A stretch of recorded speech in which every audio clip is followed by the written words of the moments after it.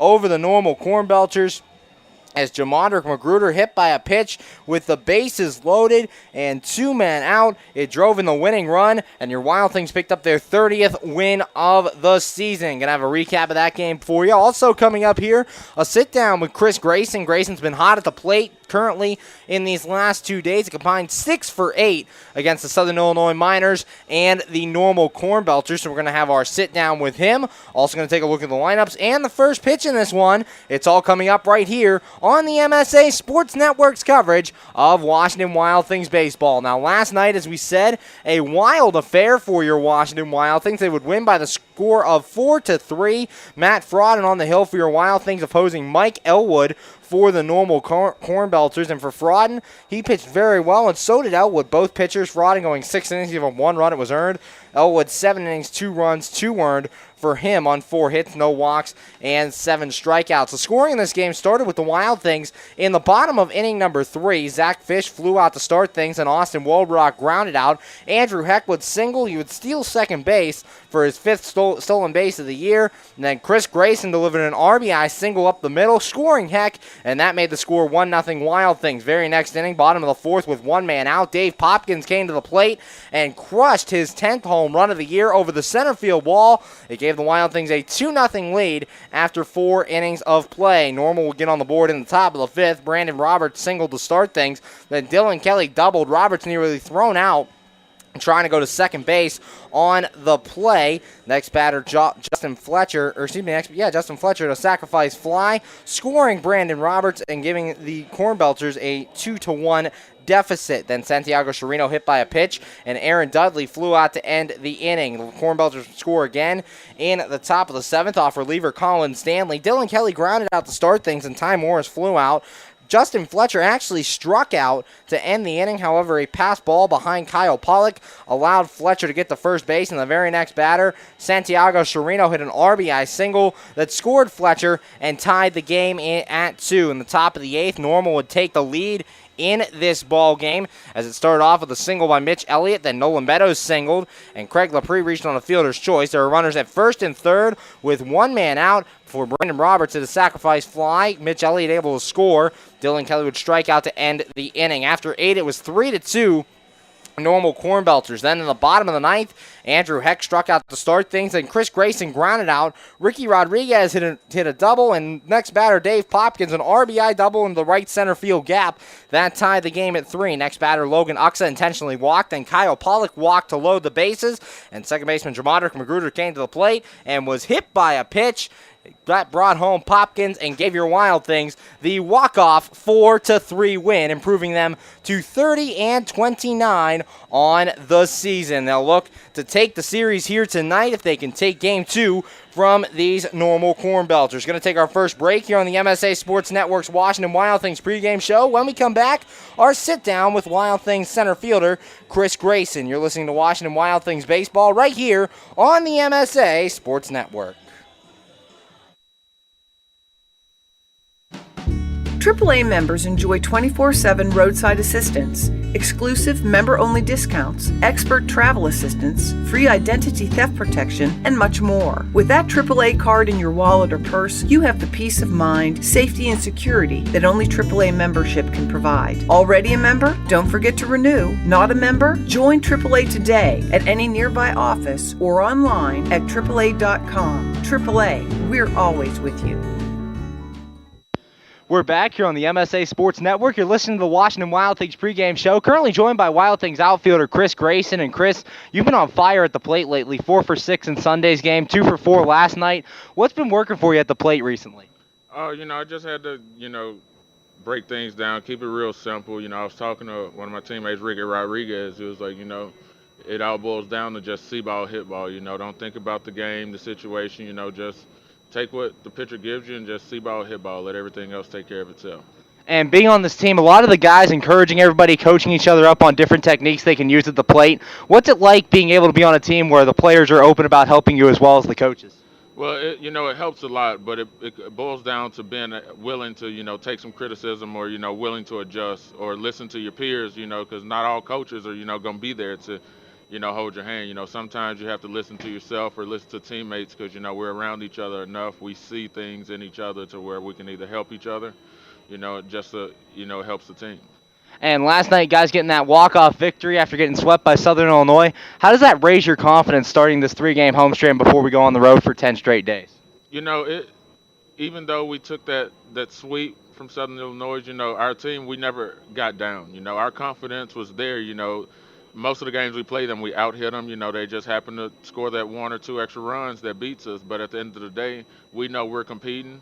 And, the scoreboard only justifies wins and losses. It doesn't justify, how well we played in those games. So we've been playing some good ball. It's just, you can't always come out on top. But as long as you play well and the team stand together and remaining confident, everything else will take care of itself. Currently joined by Wild Things outfielder Chris Grayson. And Chris, the Wild Things played Normal back in late May while you weren't a member of the team. You got to see Normal last night. What did you see from their pitching staff and the team as a whole? One night it's kind of hard to see much, but they're a scrappy bunch of guys. They're not a team you want to let stick around. We didn't play our best ball, but we were ahead most of the game. But it just made it that much tougher to pull out the win. They actually came and took the lead. That's one of those teams you can't keep them around, or you'll be in jeopardy of taking a loss. And Luke Wilkins on the mound for you guys tonight. He's been pretty consistent all season long, a little roughed up last time out. What do you see on the field when Wilkins is on the mound? When he's throwing strikes and making guys hit their way on, he's dangerous. But, like any pitcher, if you walk guys, you're putting yourself, up against the wall, put your defense on their heels, and you're at, then you're at their service, the hitters. But as long as he's attacking guys, getting ahead, and, not giving them free passes, I think he'll be tough to hit tonight. And finally, what's it like playing in front of this crowd? You got 3 days here at Consol Energy Park, as we said before the big road trip. What's it like playing in front of these guys here at Consol Energy Park? I love playing at home. The fans are always behind us, whether we're winning or losing. They're always chattering, chirping, staying behind us. It's really fun. They interact with us. They love it. They love to watch us play, and we love to put the show on for them. Thanks, Chris. Good luck tonight. Thank you. We'll be right back here on the MSA Sports Network. For tonight's national anthem, let's welcome Amara Norris. Amara?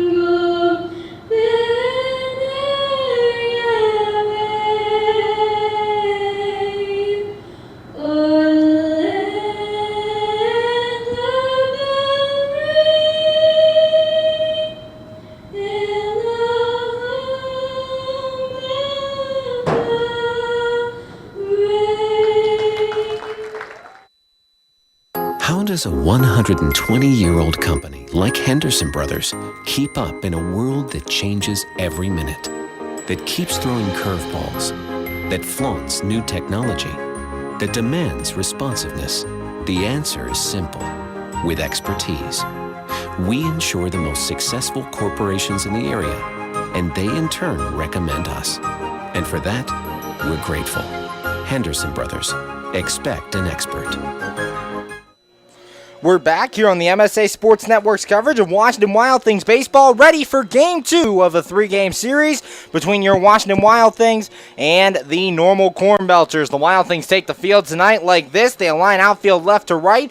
It is Andrew Heck, Chris Grayson, and Dave Popkins. Left side of the infield held down by Grant Fink and Austin Wolbrock. Right side by Jamadra Magruder and Jimmy Yezzo. On the mound tonight, or behind the plate, Kyle Pollock. And on the mound for your Washington Wild Things is starter Luke Wilkins. Wilkins enters this one with a record of 2-3 on the season. His ERA sitting at 3.92, appearing in his 11th game, making his 10th start. Has thrown 57 1/3 innings of work, giving up 26 runs, 25 earned on 44 hits, 30 walks, and 35 strikeouts on the season for Wilkins. The lineup he'll face for the Normal Cornbelters looks like this. They'll lead off with their second baseman, Justin Fletcher. Batting second at shortstop, Santiago Chirino. Hitting third, first baseman Aaron Dudley.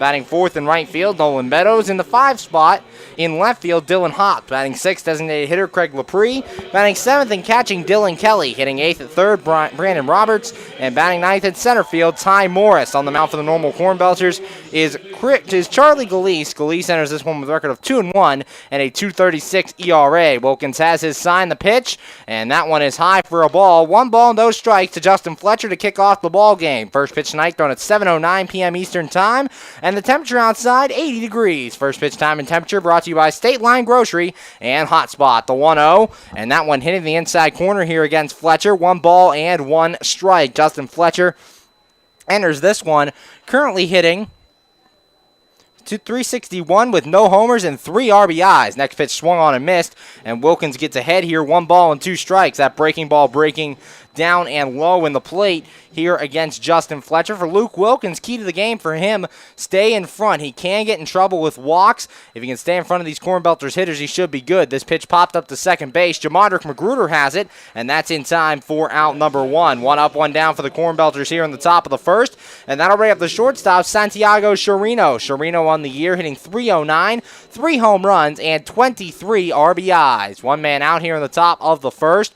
Wild Things getting the walk-off win in last night's game, 4-3, as Jamadra Magruder hit by a pitch with the bases loaded that brought in the winning run. Wilkins has his sign, the pitch, and Chirino takes this one low for a ball. 1 ball, no strikes. Want to know the count here on Chirino? Wilkins leads the team with 31 walks on the season. We'll look to keep Normal off the bases tonight. The 1-0, and that one's inside for a ball. 2 balls and no strikes. 2-0 the count here on Santiago Chirino. Played shortstop in last night's game and has played shortstop in all 5 games between these two teams. The 2-0, and that one's in there for a strike. 2 balls and a strike. Umpires for tonight's game, behind home plate, Ron Whitting Sr., and on the bases is Michael Shields, a flip-flop of last night's umpiring crew. Wilkins' 2-1 pitch, and Chirino lines this one into left center. Going over is Grayson, and he's not going to make the catch. It'll fall in, and that's the first hit of the game for the Normal Cornbelters. A 1-out single, and that'll bring up the first baseman, Aaron Dudley. Dudley hitting 333 on the year with 13 home runs and 51 RBIs. 1-out single here for Normal. Luke Wilkins going from the stretch. Wilkins, as we said, 2-3 coming into this game with an ERA of 3.92. Last time out was a relief appearance against Southern Illinois. The Wild Things needed a long reliever, and Wilkins had some time off, so he came in and threw two scoreless innings against Southern Illinois. The pitch, and that one's at the knees for a strike. Wilkins getting ahead of Dudley. No balls and a strike. Runner at first, 1 man out, top of the first. Santiago Chirino, a 1-out single. He's standing over there. Infield for the Wild Things shifted slightly to the right side. Wilkins has his sign, the no ball, 1 strike pitch. And that one's in the dirt. Kyle Pollock able to block it, and the count goes to 1-1. 1 ball, 1 strike here on Aaron Dudley. Austin Wolbrock, the shortstop, playing about 2 inches off the second base bag. Grant Fink playing halfway between second and third. Jamadra Magruder shifted a little over towards first base. Wilkins has his sign, the 1-1, and that one's in the dirt as well. Blocked by Pollock behind the plate. 2 balls and a strike. Pollock, normally very good defensively behind the plate for your Washington Wild Things, does not let a lot of pitches get by him, and is very good at controlling the run game. Santiago Chirino taking his lead from first. Luke Wilkins has his sign. He's set. And the 2 ball, 1 strike pitch, throw over to first, and Chirino getting back in there. On the season, Santiago Chirino, Chirino currently has 4 stolen bases on the season. Wilkins has his sign, the 2-1, and Dudley fouls this one back. Count goes even at 2 balls and 2 strikes. 2-2 the count on Aaron Dudley, leads this Normal Cornbelters team in RBIs with 51 on the year. They're currently third on the team in home runs with 13 behind Dylan Hopt and Nolan Meadows. Luke Wilkins looking in. Wilkins has his sign, he's set. Checks first base, and the 2-ball, 2-strike pitch. And Dudley, a fly ball to left field. Going back on it is Andrew Heck, a couple steps in front of the track, now onto the track, and he'll make the catch for out number 2. Second out here on the top of the first. No score between your Washington Wild Things and the Normal Cornbelters, and that'll bring to the plate the right fielder Nolan Meadows. Meadows so far on the year, hitting .271, 16 home runs, and 45 RBIs. Leads this Normal Cornbelters team in the home run category. Santiago Chirino, the runner at first. Coaching on the bases for the Normal Cornbelters today. At third base is their manager, Brooks Carey. And coaching at first base, they alternate a player right now. It's Francisco Carrillo, a relief pitcher. Wilkins has his sign. He's set.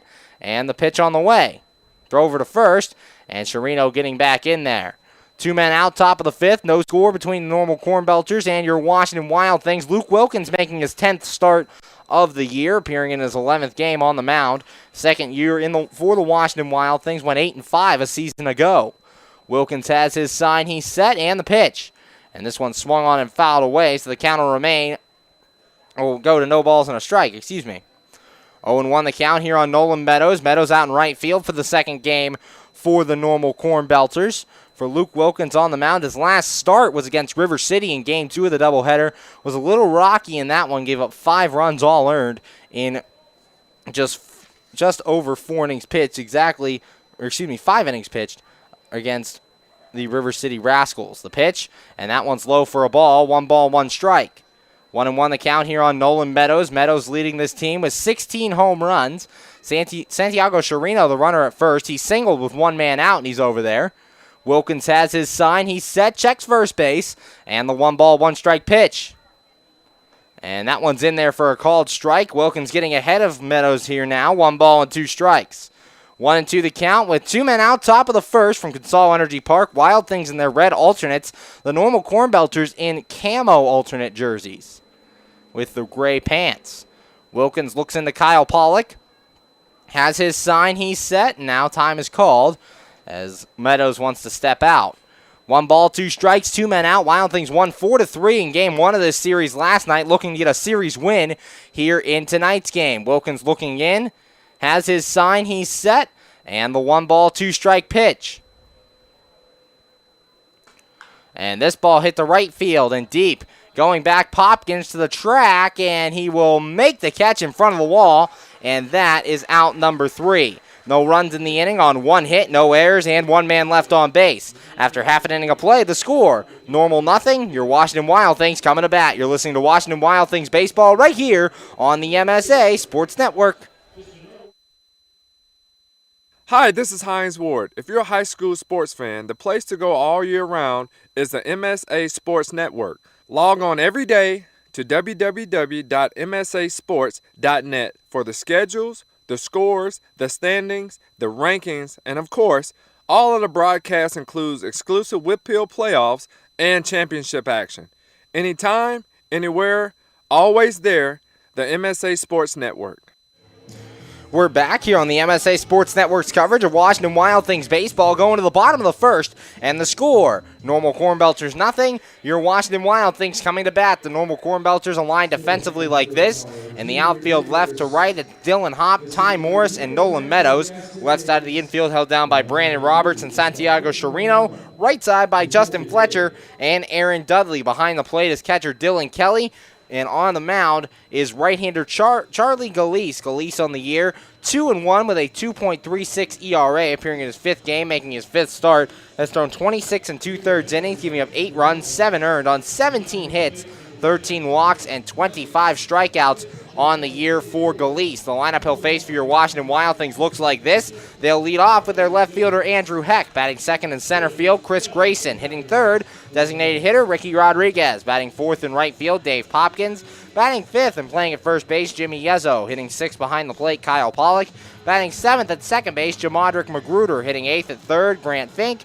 And batting ninth at shortstop is Austin Wobrock. On the mound for your Wild Things, as you saw, right-hander Luke Wilkins enters this one with a record of 2-3 and a 3.92 ERA. Getting ready for the bottom half of the first as Galise finishing up its warm-up tosses here. Coaching on the base paths for your Washington Wild Things. At third base is manager Greg Langben, and coaching at first base is assistant coach Tim Pasarnovich. Andrew Heck making his way to the plate to lead off the bottom of the first. Heck on the year is currently hitting .262, no home runs, and 9 RBIs in the leadoff spot for the second straight game. As Jamondrick Magruder moved down in the lineup, Andrew Heck out there in left field, so he is up in the leadoff spot facing off against Galise. Galise looks in, has his sign. Here's the pitch to Heck.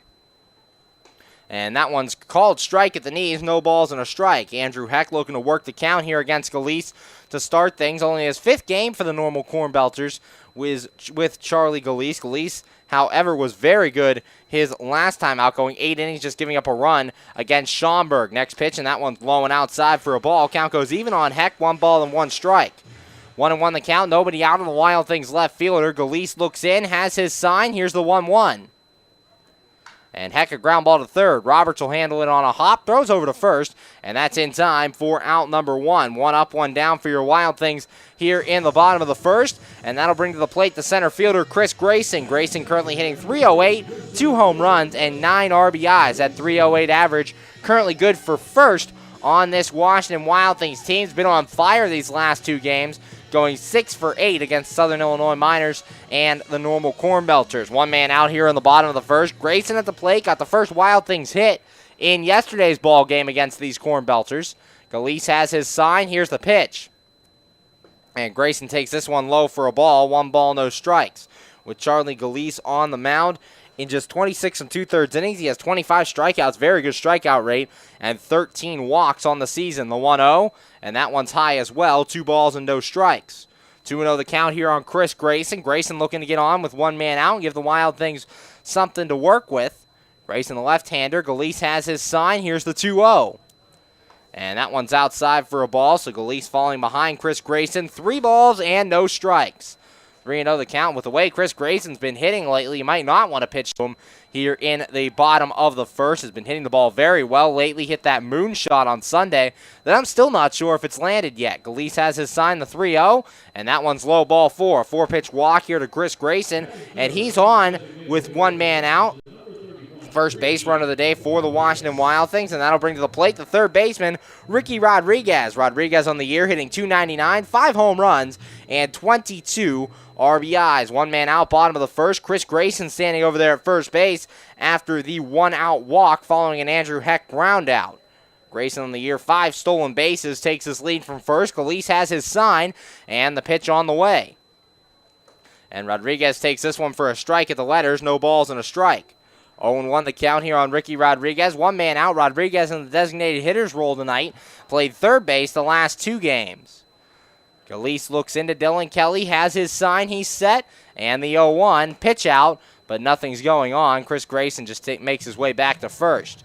Grayson in a 3-way tie for first place on the Wild Things team with stolen bases, as himself, Andrew Heck, and Austin Wobrock all have 5 steals on the year. Galise looks in, has his sign, he's set, and the 1 ball, 1 strike pitch. And Rodriguez takes this one for a called strike on the outside corner, 1 ball and 2 strikes.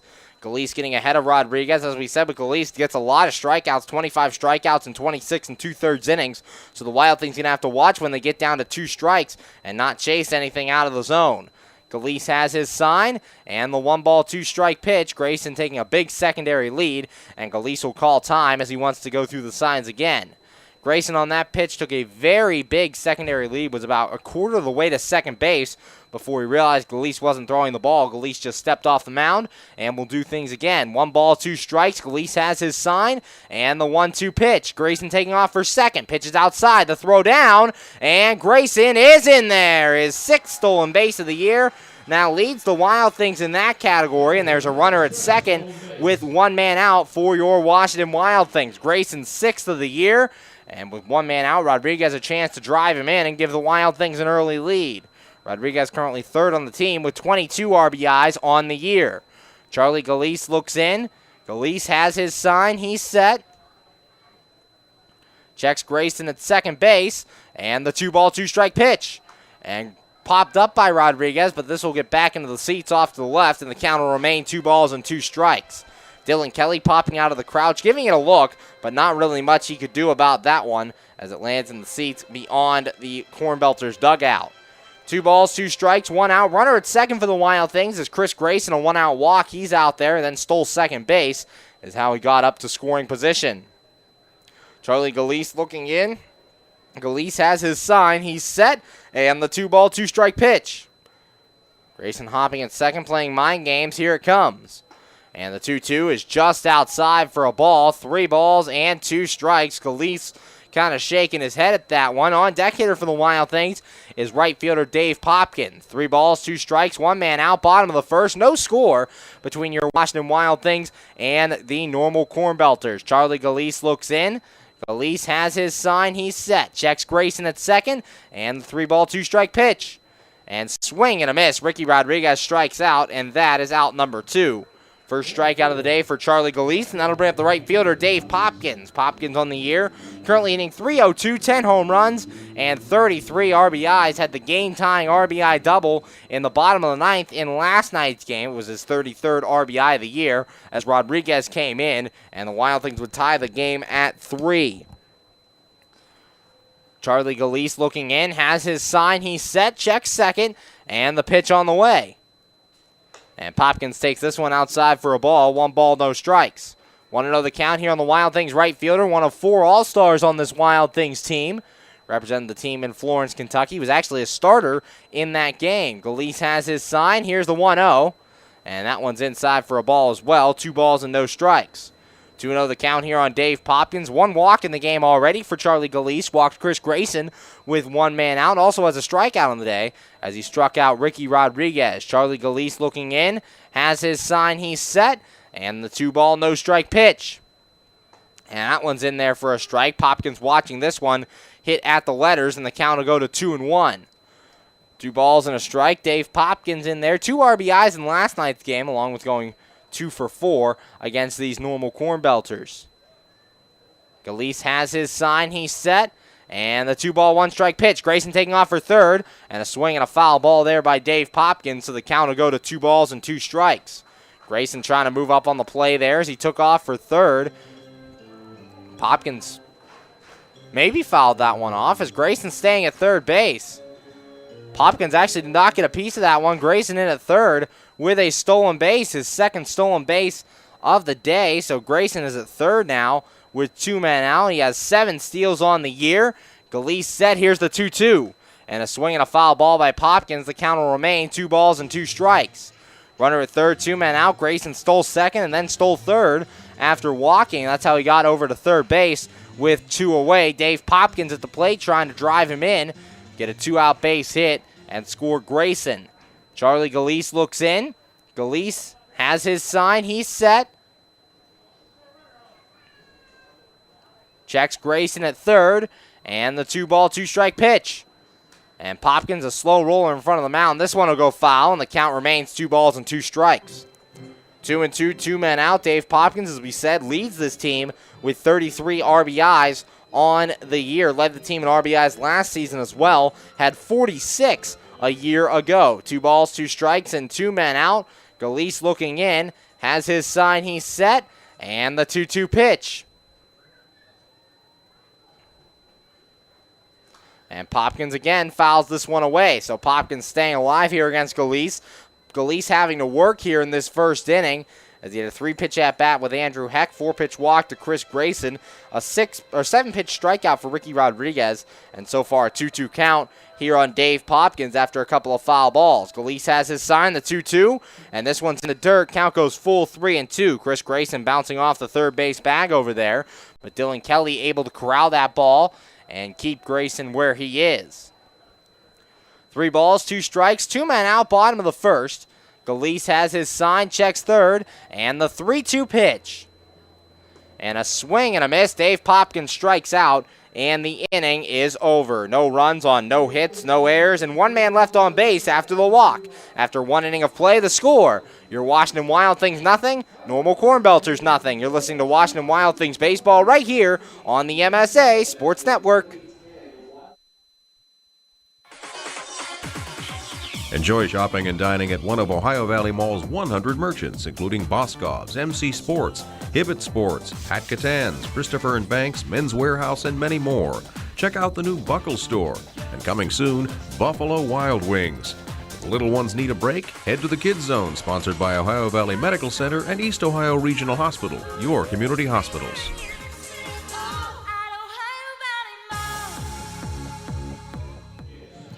We're back here on the MSA Sports Network's coverage of Washington Wild Things baseball, going to the top of the second, and the score: your Washington Wild Things nothing, and the Normal Cornbelters nothing. Last inning for the Normal Cornbelters, Justin Fletcher popped out to start things, then Santiago Chirino singled, Aaron Dudley flew out, and Nolan Meadows flew out to end the inning. Due up here in the second, Dylan Hopp, Craig Laprie, and Dylan Kelly, as they are the 5, 6, and 7 hitters in this Normal Cornbelters order. Next Wild Things home game is tomorrow night, 7:05 first pitch, game 3 of this 3-game series between your Wild Things and the Normal Cornbelters. Come out and try to witness history. Trevor Foss will be looking for his 9th complete game of the season, which would tie a Frontier League record set back in 2000 if he could do it. He has 8 complete games on the year, looking to tie the Frontier League record with 9 complete games. For tickets, go to www.washingtonwildthings.com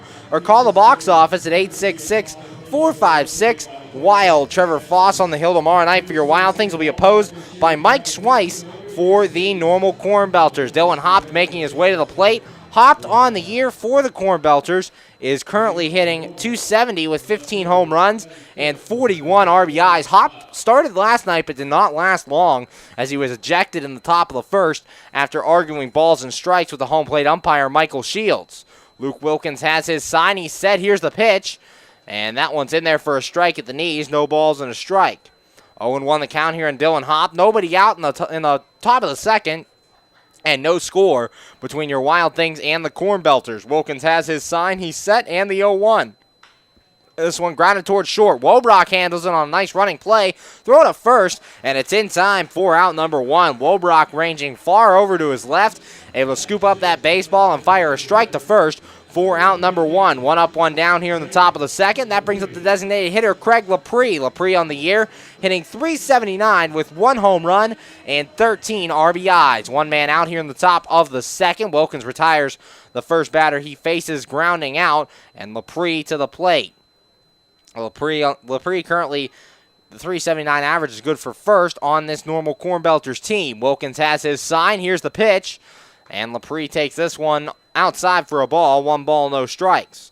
1-0 the count here on the Normal Cornbelters designated hitter for Luke Wilkins. He's been doing good so far through the first inning and a third, the 1-0, and that one's a called strike. 1 ball, 1 strike. Like to see him right where he is right now, staying in front of hitters and keeping in counts, not letting the hitters swing at their pitches, but rather having them swing at Wilkins' pitches. Wilkins has his sign. Here's the 1 ball, 1 strike pitch. And this one line towards the middle. Wobrock a jump, but it's over his glove and into center field for a base hit. 1 out single for Craig Laprie, so he reaches first base for the Cornbelters, and that brings to the plate the catcher, Dylan Kelly. Kelly on the year hitting .319 with 2 home runs and 19 RBIs. 1 man out here in the top of the second. Laprie, the second hit of the game for the Normal Cornbelters. He's at first base with 1 man out, and Dylan Kelly at the plate. Laprie actually Kelly's backup catcher, but the Cornbelters do it where whoever's not catching is the designated hitter in their games. Luke Wilkins has his sign. He's set, checks first, and the pitch on the way. And this one grounded foul off to the right. Count goes to no balls and a strike here on Dylan Kelly. Kelly was behind the plate for last night's ball game, where the Wild Things got the 4-3 victory in Game 1 of this 3-game series. No balls, 1 strike, 1 man out, and Dylan Kelly at the plate. Luke Wilkins looking in, has his sign. He's set, and the no ball, 1 strike pitch. That one's high for a ball. Count goes even at 1-1. 1 ball, 1 strike. Runner at first is Craig Laprie. Laprie continues his offensive tear this season through 22 games. In his first 66 at-bats, he has 25 hits this year. Good for that .379 average. Luke Wilkins has his sign. He's set, and the 1-1. That one's outside for a ball, and the count goes to 2 balls and a strike. 2-1 the count here on Dylan Kelly. 1 man out, top of the second. Kelly behind the plate for the normal Cornbelters tonight. Luke Wilkins in his career has played for 3 teams, Washington Wild Things, also the Sydney Blue Sox, and as this next pitch is high for a ball, 3 balls and a strike. As I was saying, he's played for the Washington Wild Things, Sydney Blue Sox, and Canberra Cavalry. In his 6-year career, he's 21-14 with a 3.61 ERA over that span. Luke Wilkins looks in, has his sign, he's set, checks first, and the 3-ball, 1-strike pitch. That one's outside, ball 4. So the first walk of the game for Luke Wilkins. There'll be runners at first and second with 1 man out, and that'll bring to the plate the third baseman, Brandon Roberts.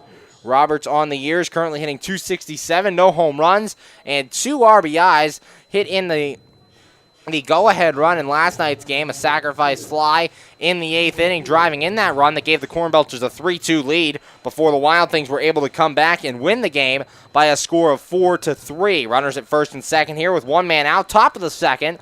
Luke Wilkins on the mound. Craig Laprie singled. He's at second. Dylan Kelly walked over at first base. And Brandon Roberts at the plate. Luke Wilkins looking in. Wilkins has his sign. He's set. Checks Laprie at second and the pitch. And that one's in there on the outside corner for a strike. No balls and a strike. 0-1 the count on Brandon Roberts. Roberts' his second straight game at third base here in this series against the Wild Things. Luke Wilkins has his sign. He's set. And the no ball, 1-strike pitch. And Roberts checks his swing, takes outside. This one gets away from Pollock. Throw down to third. And Grant Fink saves Kyle Pollock from giving up a run. Getting in there at third is Craig Laprie, but Grant Fink having to dive to his left to save that one from going into left field. Nice job there by Fink, keeping that ball in the infield and only allowing Laprie to get up to third base. Now there's runners at first and third with 1 man out, and Wilkins would love a double play ball. Does get quite a few ground balls, does Wilkins, so see if he can get one to a middle infielder and end this inning. Luke Wilkins looking in, has his sign, he's set, and the 1-ball, 1-strike pitch. This ball grounded to short. Wobrock to second for 1 onto first, and the throw pulls Yezo off the bag. So it's a fielder's choice.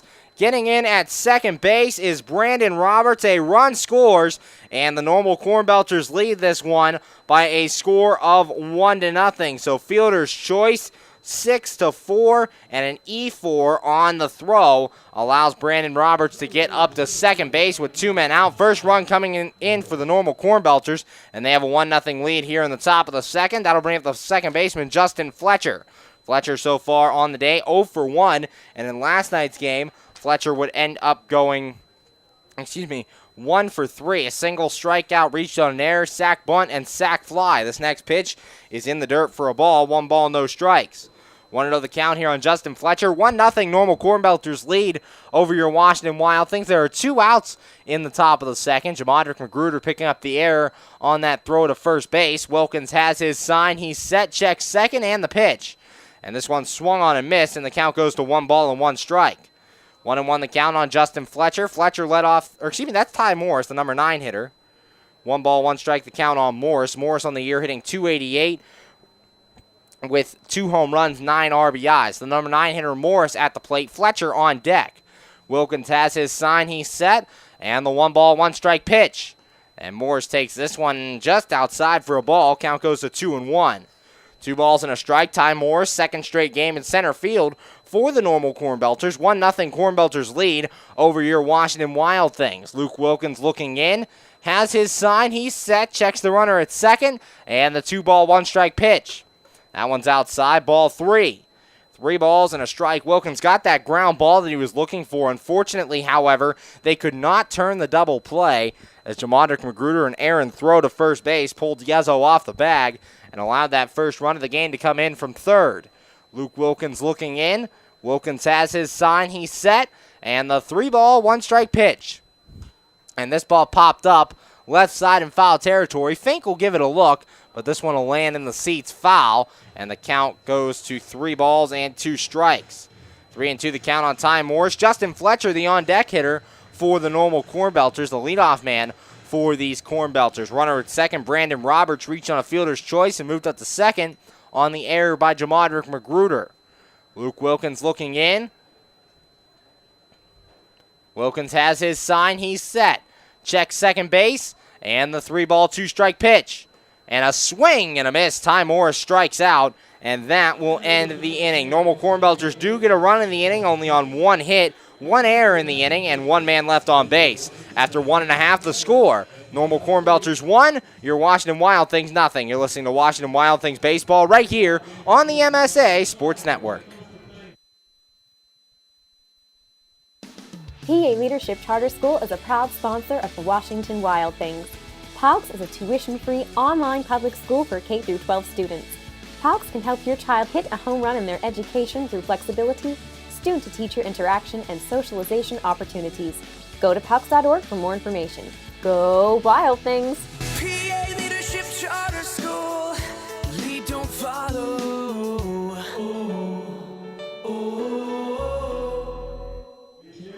We're back here on the MSA Sports Network's coverage of Washington Wild Things baseball, going to the bottom of the second, and the score, the normal Cornbelters 1 and your Washington Wild Things nothing. Last inning for the Wild Things, Andrew Heck rounded out to start things. Then Chris Grayson walked, stole second. Ricky Rodriguez would strike out.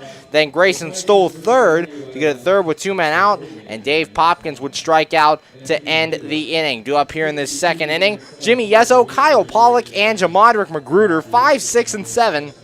Facing off against Charlie Galeese, with the Cornbelters leading 1-0. Coming up, the Wild Things will be on a 10-game road trip. And if you're looking for something to do while the Wild Things are out of town, August 5th and 6th, you should head down to Waynesburg University and the Goodwin Performing Arts Center for their summer play, The Curious Savage. Performances August 5th and 6th at 7:30. It's a comedy about a wealthy widow who wants to use her wealth to do good, while her grown stepchildren want it for themselves and have her committed to a sanitarium. At that sanitarium, Miss Savage meets several residents who are dealing with their own emotional scars, and through their interactions, Miss Savage gives the residents new hope, and they give her a new appreciation for the human spirit. That's, again, those performances August 5th and 6th at 7:30 p.m. at the Goodwin Performing Arts Center. Charlie Galeese's warm-up tosses are done. They're waiting for the game to conclude on the field so we can begin this bottom half of the second inning.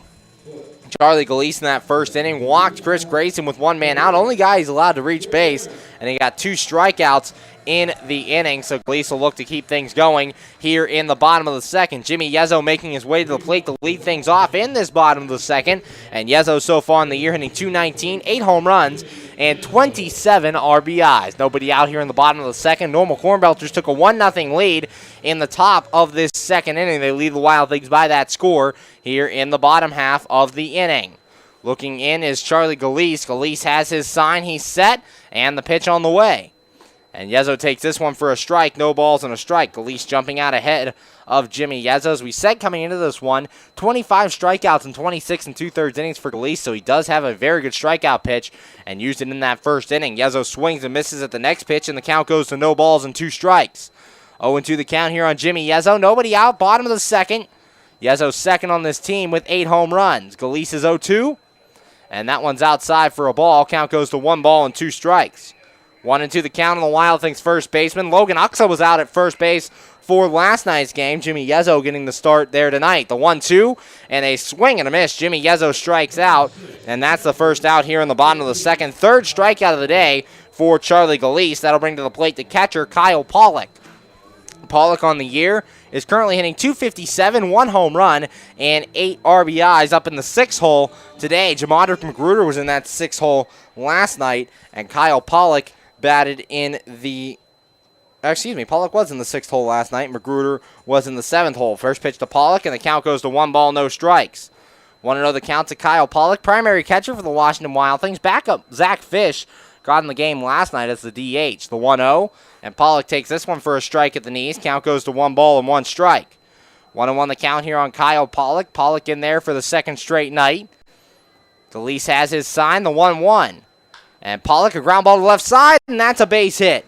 First hit for your Washington Wild Things today, a one-out single by Kyle Pollock, and that'll bring to the plate the second baseman, Jamadrick Magruder. Magruder hitting .237, 1 home run, and 5 RBIs. The walk-off hero of last night's game, little painful for him as he took a hit by pitch off of the right leg. Talked to him earlier in the day. He's like, oh, my leg's fine. That was a little change up in there. Didn't hurt too bad. So he takes one for the team and gets the walk-off winner in last night's game. Charlie Galeese looking in. Galeese has his sign. He's set. And the pitch on the way to Magruder. And that one's on the outside corner for a strike. No balls and a strike. 0-1 the count here on the Wild Things second baseman. Kyle Pollock at first. He singled with 1 man out in this inning. Galeese looks in. Has his sign. He's set. And the no ball, 1 strike pitch. And Magruder takes this one for a strike on the inside corner. Count goes to 0-2. No balls, 2 strikes. Magruder looking to get on base here from the number 7 spot in the Wild Things order. The everyday second baseman for the Washington Wild Things. Galeese is 0-2. And Magruder lofts this one to left field. Giving chase is hopped. And this one is a foul ball. Landing just to the left side of that left field foul line. Dylan Hopt giving it all the chase he could.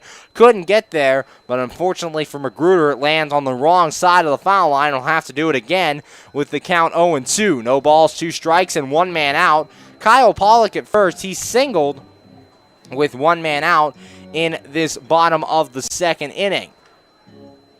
Charlie Galeese, right-handed pitcher, facing off against Jamadrick Magruder, the right-handed batter. Galeese looking into Dylan Kelly. Galeese has his sign, he's set, and the no ball, 2 strike pitch. That one's inside. Magruder jumping out of the way of that one, and the count goes to 1-2. 1 ball, 2 strikes, 1 man out. Magruder out there at second base. It's the only position he's played so far for the Washington Wild Things. Can also play short or third, as he was talking to him earlier in the season. The 1-2, and that one's outside for a ball. 2 balls and 2 strikes. 2-2 the count on Magruder. So after going down 0-2, fouled off a tough 2-strike pitch, and now he's worked the count back to even at 2 balls and 2 strikes. 1 man out, and Magruder at the plate. Kyle Pollock, the runner at first. Galeese has his sign, checks Pollock, and the 2-2 pitch. And time is called right before Galeese goes to fire that baseball. Jamadrick Magruder wanted time there. 2 balls, 2 strikes, 1 man out. Right-hander Charlie Galeese facing off against the the left-handed batter, Jamadrick Magruder. Pretty decent crowd here at Consol Energy Park on this Wednesday night, about halfway full here at the friendly confines of Consol Energy Park. Galeese has his sign, he's set, and the 2 ball, 2 strike pitch. And Magruder hits this one to left field. Dylan Hopt going back on it a couple of steps in front of the track, and he will make the catch for out number 2. As the second out here in the bottom of the second, that'll bring to the plate the third baseman, Grant Fink. Fink on the year hitting .195, 5 home runs, and 13 RBIs. Got the night off last night, but did play in Sunday's ball game against Southern Illinois, as Ricky Rodriguez was at third base for last night's game. 2 men out, bottom of the second, 1-0 normal Cornbelters lead over your Washington Wild Things here in Game 2 of this 3-game series. Kyle Pollock, the runner at first. Galeese looks in, has his sign, he's set, checks Pollock, and the pitch on the way. And Fink fouls this one back to the screen, no balls and a strike.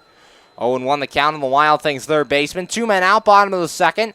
1 run on 2 hits for the Cornbelters, no runs on 1 hit, and 1 error for your Washington Wild Things. Galeese looks in, has his sign, he's set, and the no ball, 1 strike pitch. And that one's high for a ball. Count goes even on Fink, 1 ball and 1 strike. Fink was hitting up above 213 last week. That average dipped down to 195 during the Southern Illinois series, looking to get it back up over 200. Galeese has his sign, and the 1 ball, 1 strike pitch. That one's inside for a ball, so the count to Fink goes to 2 balls and a strike. 2-1 the count. Kyle Pollock, the runner at first, he singled with 1 man out, still over there for the Washington Wild Things as he has not moved to this point. Grant Fink looking to move him up here in the 8-hole. Galeese looks in, has his sign, he's set, and the 2 ball, 1 strike pitch. And Fink takes this one outside, so Galeese falling behind Fink, 3 balls and a strike. Wild Things would take a 2-out walk here, get a runner in scoring position for him with 2 men out for Wobrock. Galeese has his sign, he's set, and the 3 ball, 1 strike pitch. And Fink a line drive or ground ball right to third. Roberts handles it. He'll throw on to first. Throw pulls first baseman Dudley off the bag, but he'll slap the tag on Grant Fink, and that will end the inning. No runs in the inning on 1 hit, no errors, and 1 man left on base. After 2 innings of play, the score: Normal Cornbelters 1, Washington Wild Things nothing. You're listening to Washington Wild Things baseball right here on the MSA Sports Network. You just never know how your day is going to go. The same holds true at Penn Station East Coast Subs. For some unsuspecting spuds, they start their day as Idaho potatoes, only to be transformed into hand-hewn fries. Unlucky for them, good for you.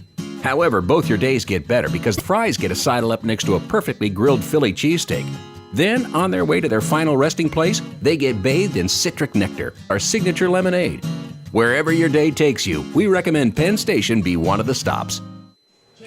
We're back here on the MSA Sports Network's coverage of Washington Wild Things baseball, going to the top of the third, and the score: Normal Cornbelters 1 and your Washington Wild Things nothing. Last inning for the Normal Cornbelters, Dylan Hopt grounded out. Craig Laprie would single, Dylan Kelly would then walk, and Brandon Roberts looked to hit what would be a routine double play ball. However, Austin Wolbrock grabbed it, flipped to second base, and Jamondrick Magruder's throw to first pulled Jimmy Yezzo off the bag.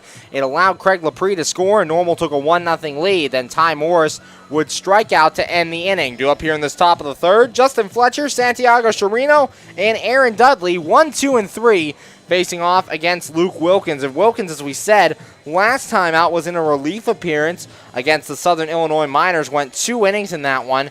Gave up no runs, no earned, no hits, no walks, and struck out 2 in those 2 innings of work. His last start, however, coming against River City on July the 20th, and was not a very good one. His worst start of the year. Went 4 innings in that one, gave up 5 runs, all earned on 8 hits, 2 walks, and 4 strikeouts in a loss that dropped his record to 2-3 on the season. So Luke Wilkins looking to rebound off of that start. So far, so good.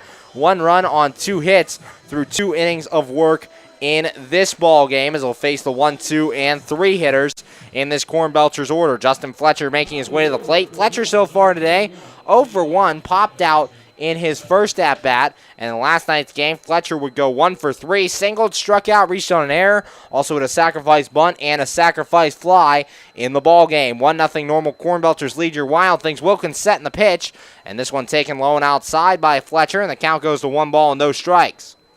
Want to know the count here on the Normal Cornbelters second baseman.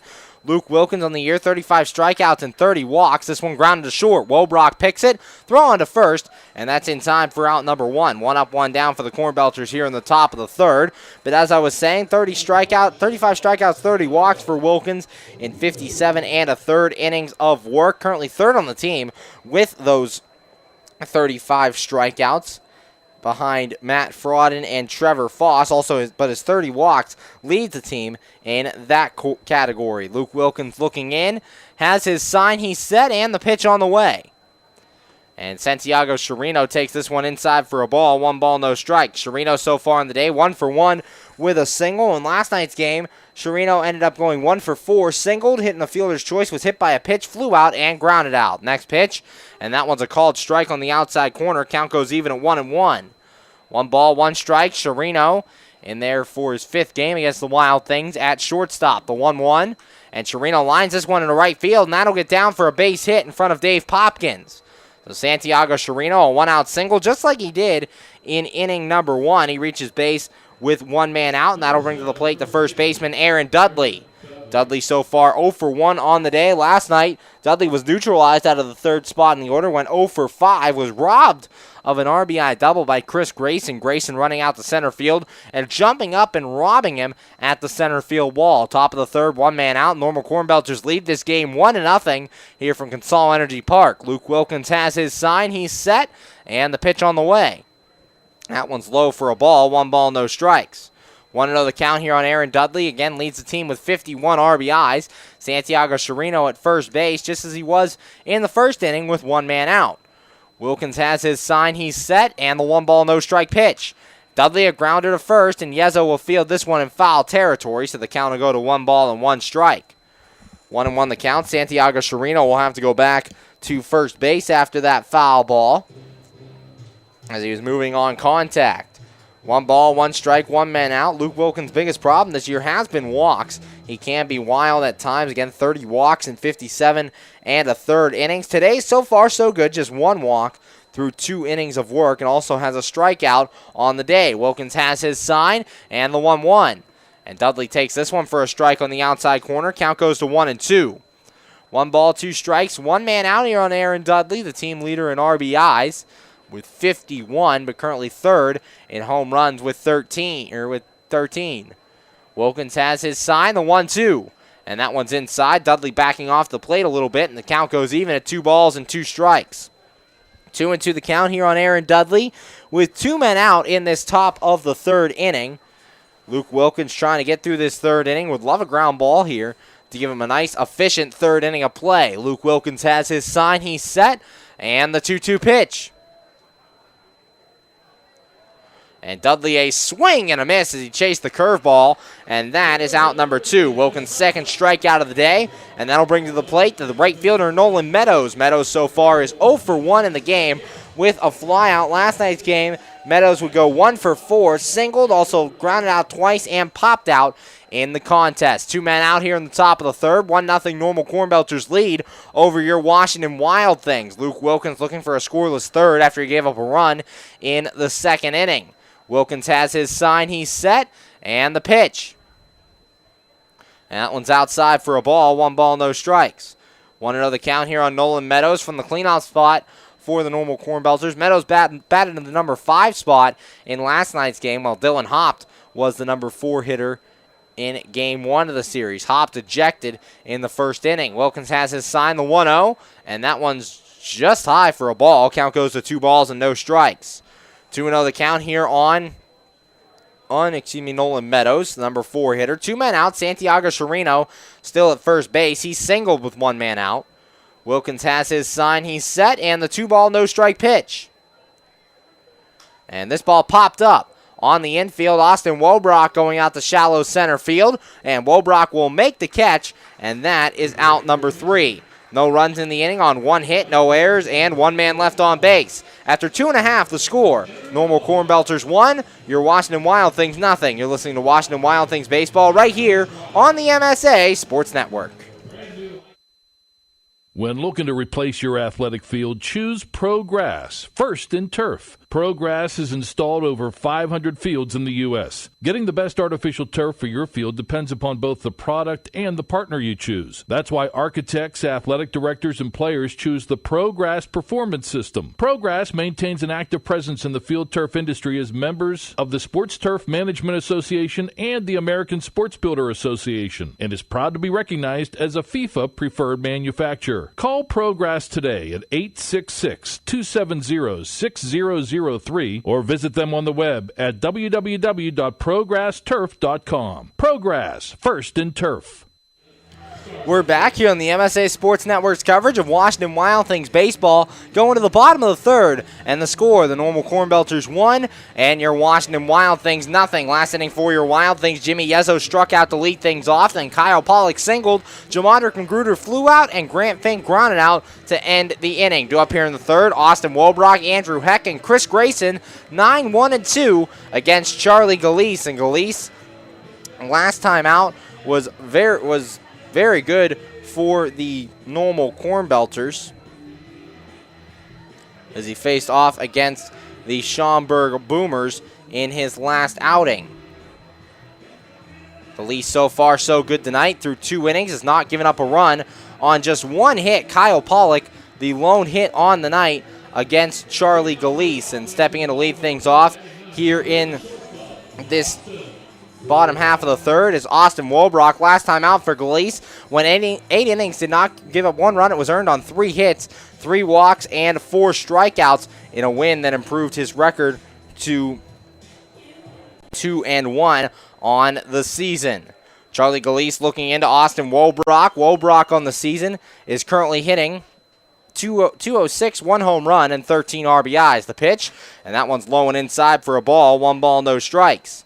1-0 the count to the Wild Things shortstop, hitting in the number 9 spot in the Wild Things order, trying to get on to lead things off here in the bottom of the third. The 1-0, and Wobrock a slow roll to the right side. Handled over there by Dudley. He'll take it to the bag himself, and that's in time for out number 1. 1 up, 1 down from the Wild Things here in the bottom of the third, and that brings up the left fielder, Andrew Heck. Heck so far 0 for 1 on the day, and in last night's game out of the leadoff spot, Heck would end up going 1 for 4 with a single and a run scored. Also flew out, grounded out, and struck out in the contest. 1 man out, bottom of the third, 1-0 normal Cornbelters lead. Right-hander Charlie Galise on the mound for his third inning of work. Galise set, here's the pitch.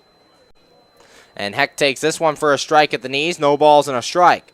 0-1 the count, Charlie Galise getting ahead of Andrew Heck with 1 man out, as he seems to be getting more confident as the game goes on. The 0-1, and Heck lines this one down the right field line and deep. Unfortunately, it's hooking and will go foul, and the count goes to 0-2. No balls, 2 strikes, 1 man out, 1 run on 3 hits for the Cornbelters. No runs on 1 hit and 1 error for your Washington Wild Things. Charlie Galise looking in. Galise has his sign, he's set, and the 0-2 pitch. And that one's inside for a ball, 1 ball and 2 strikes. 1-2 the count here on Andrew Heck. Heck out in left field for the 5th straight game. Looks like he's starting to take a hold of that left field position. It was a revolving door between Heck and Fink in the last couple weeks. The 1-2, Heck checks his swing and takes that one low for a ball. 2 balls and 2 strikes. 2-2 the count, 1 man out. Heck has also been in that leadoff spot for the last 5 games. Has been trying to work the opposing pitcher and make him throw a lot of pitches. The 2-ball, 2-strike pitch, and Heck a ground ball foul off to the left, and the count stays at 2 balls and 2 strikes. 2-2, 1 man out, Andrew Heck, 4th year with the Washington Wild Things. Also a local here to Washington, a Pittsburgh, Pennsylvania native. Pittsburgh about 45 minutes north here of Washington, Pennsylvania. Charlie Galise looking in. Galise has his sign. He's set, and a 2-ball, 2-strike pitch. Heck checks his swing and takes this one low, so the count goes full to 3-2 here on Andrew Heck. On deck batter is the center fielder, Chris Grayson. 3 balls, 2 strikes, 1 man out here in the bottom of the third. 1-0 normal Cornbelters lead over your Washington Wild Things. Charlie Galise looking in. Galise has his sign. He's set. Here's the 3-2 pitch. And a swing and a miss. Andrew Heck strikes out. That's out number 2. That's Galise's 4th strikeout here in 2 2/3 innings of work. And that'll bring up the center fielder, Chris Grayson. Grayson, no official at-bat to this point, walked and stole 2 bases his last time up. And in last night's game, Grayson went 2 for 4, a double, an RBI single, also flew out and grounded out on the night. Grayson joined us on the pregame show. I'd like to thank him for doing that. Kind enough to give me some of his time and gave me some good insight of what he's doing at the plate and how the team is feeling coming into this home series. Here's the pitch, and that one's outside for a ball. 1 ball, no strikes. Says he's been getting a lot of help from teammate Ricky Rodriguez at the plate, and that's contributed to his success as of late. Charlie Galise set. Here's the 1-0, and Grayson takes this one low for a ball. Count goes to 2 balls and no strikes. 2-0 the count here on the Wild Things center fielder, Chris Grayson. Charlie Galise looking in. Galise has his sign, the 2-ball, no-strike pitch. And that one's inside for a ball. Count goes to 3-0 here on Chris Grayson with 2 outs in the bottom of the third. There's a 4-pitch walk. Last time Grayson was at the plate, and now Galise 3-0 to Grayson again, not wanting to give him anything to hit because of the offensive tear he's been on as of late. Galise has his sign, the 3-0 pitch. And that one's outside, ball 4. Another 4-pitch walk, and Grayson will reach base for the 2nd time today, this time with 2 outs and a runner at first. That brings up the designated hitter, Ricky Rodriguez. Rodriguez so far 0 for 1 with a strikeout. Last night's game played at third base and went 1 for 4 with a double and a run scored. Also struck out twice and grounded out in the contest. 2 men out here in the bottom of the third. 1-0 normal Cornbelters lead. Chris Grayson at first base, the 2nd walk of the day for Charlie Galise. Galise has his sign, he's set, and the pitch on the way to Rodriguez. And this one ground to the left side. Brandon Roberts charges, has it, throws to first, and that's in time for out number 3. A nice play there by Roberts, and that will end the inning. No runs in the inning, no hits, no errors, and a man left on after the walk. After 3 innings of play, the score, normal Cornbelters 1, your Washington Wild Things nothing. You're listening to Washington Wild Things baseball right here on the MSA Sports Network. AAA members enjoy 24/7 roadside assistance, exclusive member-only discounts, expert travel assistance, free identity theft protection, and much more. With that AAA card in your wallet or purse, you have the peace of mind, safety, and security that only AAA membership can provide. Already a member? Don't forget to renew. Not a member? Join AAA today at any nearby office or online at AAA.com. AAA, we're always with you. We're back here on the MSA Sports Network's coverage of Washington Wild Things baseball, going to the top of the fourth, and the score, the normal Cornbelters 1, and your Washington Wild Things nothing. Last inning for the normal Cornbelters, Justin Fletcher grounded out to start things, and Santiago Chirino singled, Aaron Dudley struck out, and Nolan Meadows popped out to end the inning. Due up here in the top of the fourth, Dylan Hopt, Craig Laprie, and Dylan Kelly, the 5, 6, and 7 hitters against Luke Wilkins. Wilkins so far tonight through 3 innings has done pretty well, just giving up 3 hits in that 1 run. The run is actually unearned as it's scored on the throwing error by Jamondrick Magruder. And so far he's kept his walk numbers down today, only 1 walk in 3 innings of work, and he has struck out 2. And that's a key for Luke Wilkins. Keep those strikeout numbers ahead of the walk numbers. Walks have troubled him in the past, both this season and last season. His career high for walks in his career was set at 45, set in 2015. Walked 45 batters. That was his first year with the Washington Wild Things, where he went 8-5 with a 3.31 ERA. And that year led the Wild Things in both wins and strikeouts. The 8 wins and the 3.31 ERA. Making his way to the plate to lead things off here in the top of the fourth is the left fielder, Dylan Hopt. Hopt on the day is 0 for 1 to this point. Only got 1 at-bat in last night's game before being ejected, and he struck out, went 0 for 1. Wilkins has his sign. He's set in the pitch, and Hopt takes this one on the outside corner for a strike. No balls and a strike. 0-1 the count, top of the fourth here from Consol Energy Park. Couple clouds in the sky, but other than that, a beautiful night for baseball. Wilkins 0-1, and that one's outside for a ball. Count goes even at 1 ball and 1 strike. 1-1, nobody out here in the top of the fourth. 1-0 normal Cornbelters lead over your Wild Things. Wilkins looks into Kyle Pollock, has his sign, he's set, and the 1 ball, 1 strike pitch. This ball lined into right center field. Popkins coming on, and he makes the running catch.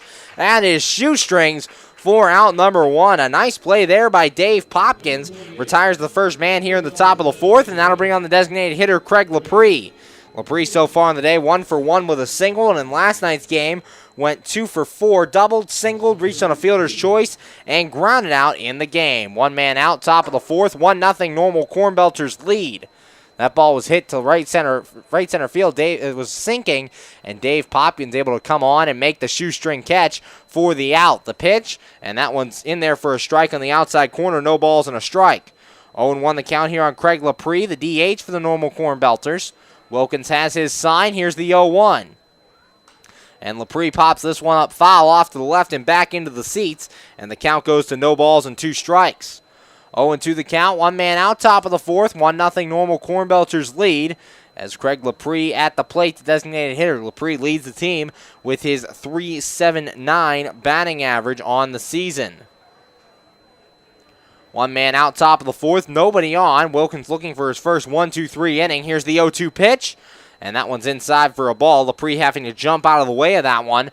1 ball and 2 strikes. Talking to manager Greg Langben earlier in the year, said Luke Wilkins is a backwards pitcher, does very well against left-handed hitting, even though he's a right-handed pitcher, and kind of struggles against the right-handed batters. This one grounded to second. Magruder handles it. He'll flip on to first, and that's in time for out number 2. 2 up, 2 down here in the top of the fourth, and that brings up the catcher, Dylan Kelly. Kelly, no official at-bats at this point, as he walked in the second inning. And last night, Dylan Kelly ended up going 1 for 4, doubled and scored in the fifth. Also flew out, grounded out, and struck out on the day in the Wild Things 4-3 victory. Currently 1-0 normal Cornbelters here. 2 outs in the top of the fourth from Consol Energy Park. Right-hander Luke Wilkins on the mound. Wilkins looks in, has his sign, he's set, and the pitch. And this ball lined towards center field. Grayson coming on, and he's not going to be able to make the catch. A 2-out single for Dylan Kelly. 4th hit of the day for the normal Cornbelters, and all 4 of those hits have been singles. That'll bring up the third baseman, Brandon Roberts. Roberts so far 0 for 1, reached on a fielder's choice and got the second on a throwing error by Jamadrick Magruder. 2 outs, top of the fourth, 1-0. Normal Cornbelters leading over your Washington Wild Things. Dylan Kelly, the runner at first after his 2-out single. Wilkins has his sign. He's set. Here's the pitch. And that one swung on and missed by Roberts. No balls and a strike. 0-1 the count here on the Normal Cornbelters third baseman, Brandon Roberts. Roberts currently playing game number 5 for the Normal Cornbelters. Wilkins has his sign. He's set in the 0-1. A swing and a miss there by Roberts, and the count goes to no balls and 2 strikes. 0-2, 2 men out here in the top of the fourth. Wilkins looking to get through this fourth inning cleanly with his team still down by 1 run. Wilkins has his sign. He's set, and the no ball 2 strike pitch, and time is called behind the plate. Brandon Roberts wants time as he thought Wilkins was taking just a little bit too long there. Dylan Kelly takes his lead from first base after his 2-out single. Wilkins looks in, has his sign, he's set, and the no ball 2 strike pitch.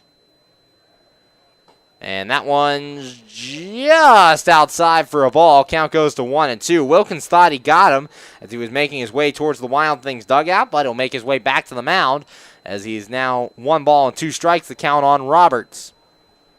Wilkins has his sign, he's set, checks Kelly at first, and the 1-2 pitch. This one grounded towards short. Wobrock has it. It'll go the short way to second, and that will end the inning. Fielder's choice 6-4 on the putout. And in the inning, no runs on 1 hit, no errors, and 1 man left on base. After 3.5, the score. Normal Cornbelters 1, your Washington Wild Things nothing. You're listening to Washington Wild Things baseball right here on the MSA Sports Network. How does a 120-year-old company like Henderson Brothers keep up in a world that changes every minute, that keeps throwing curveballs, that flaunts new technology, that demands responsiveness? The answer is simple. With expertise. We ensure the most successful corporations in the area, and they in turn recommend us. And for that, we're grateful. Henderson Brothers. Expect an expert.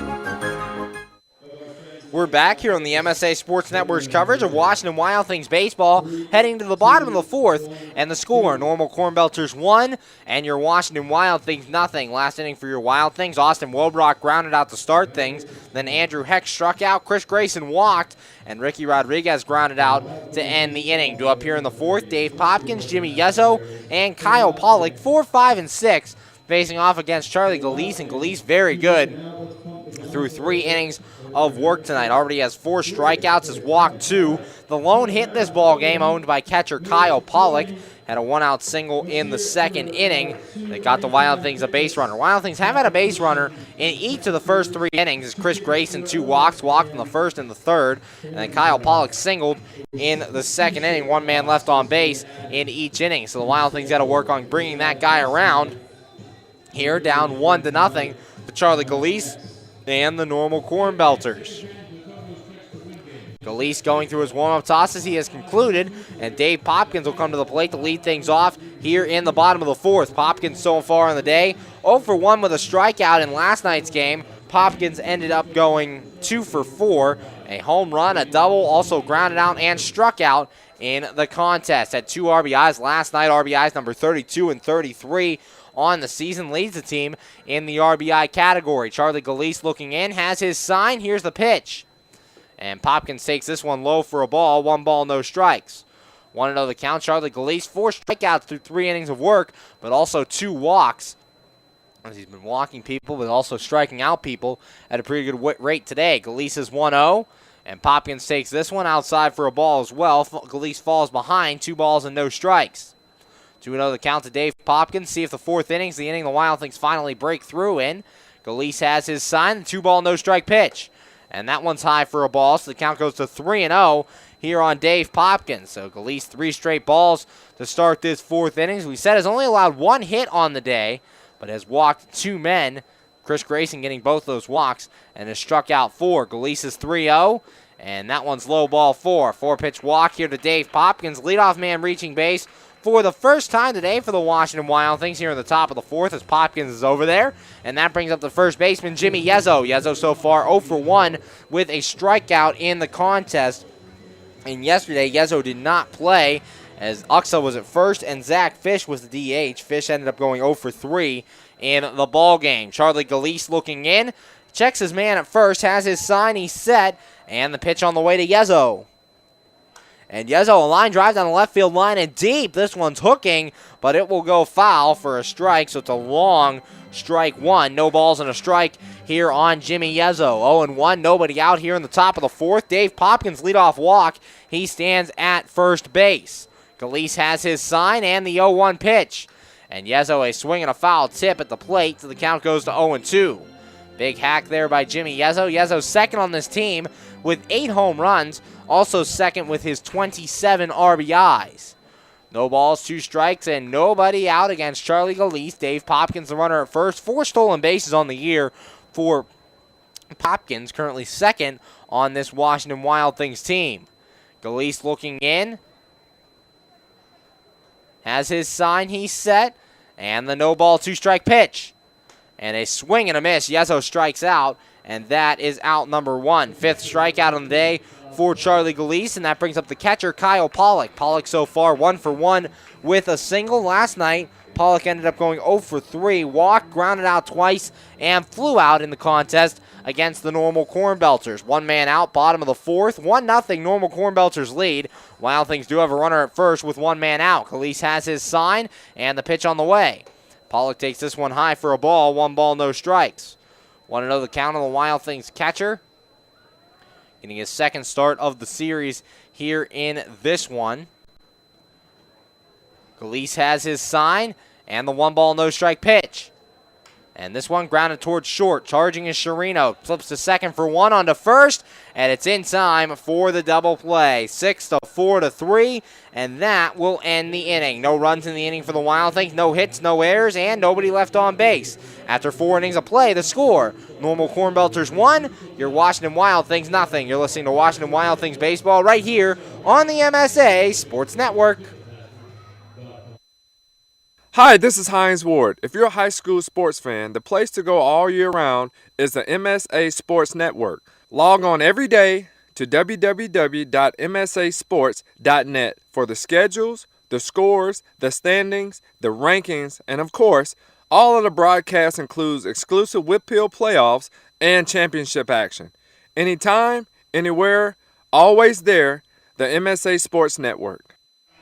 We're back here on the MSA Sports Network's coverage of Washington Wild Things baseball, going to the top of the 5th, and the score: Normal Cornbelters 1 and your Washington Wild Things nothing. Last inning for the Normal Cornbelters, Dylan Hopp flew out, Craig LaPree grounded out, Dylan Kelly singled, and Brandon Roberts hit into a fielder's choice to end the inning. Due up here in the top of the 5th will be Ty Morris, Justin Fletcher, and Santiago Chirino, 9-1-2, facing off against Luke Wilkins here in this 5th inning. Now, Wilkins, over his career, has played 6 years of professional baseball. 2 of those years coming with your Washington Wild Things, 2016 season and the 2015 season. 2015 went 8-5 with a 3.31 ERA. But before joining the Wild Things, he spent 4 years with the Sydney Blue Sox.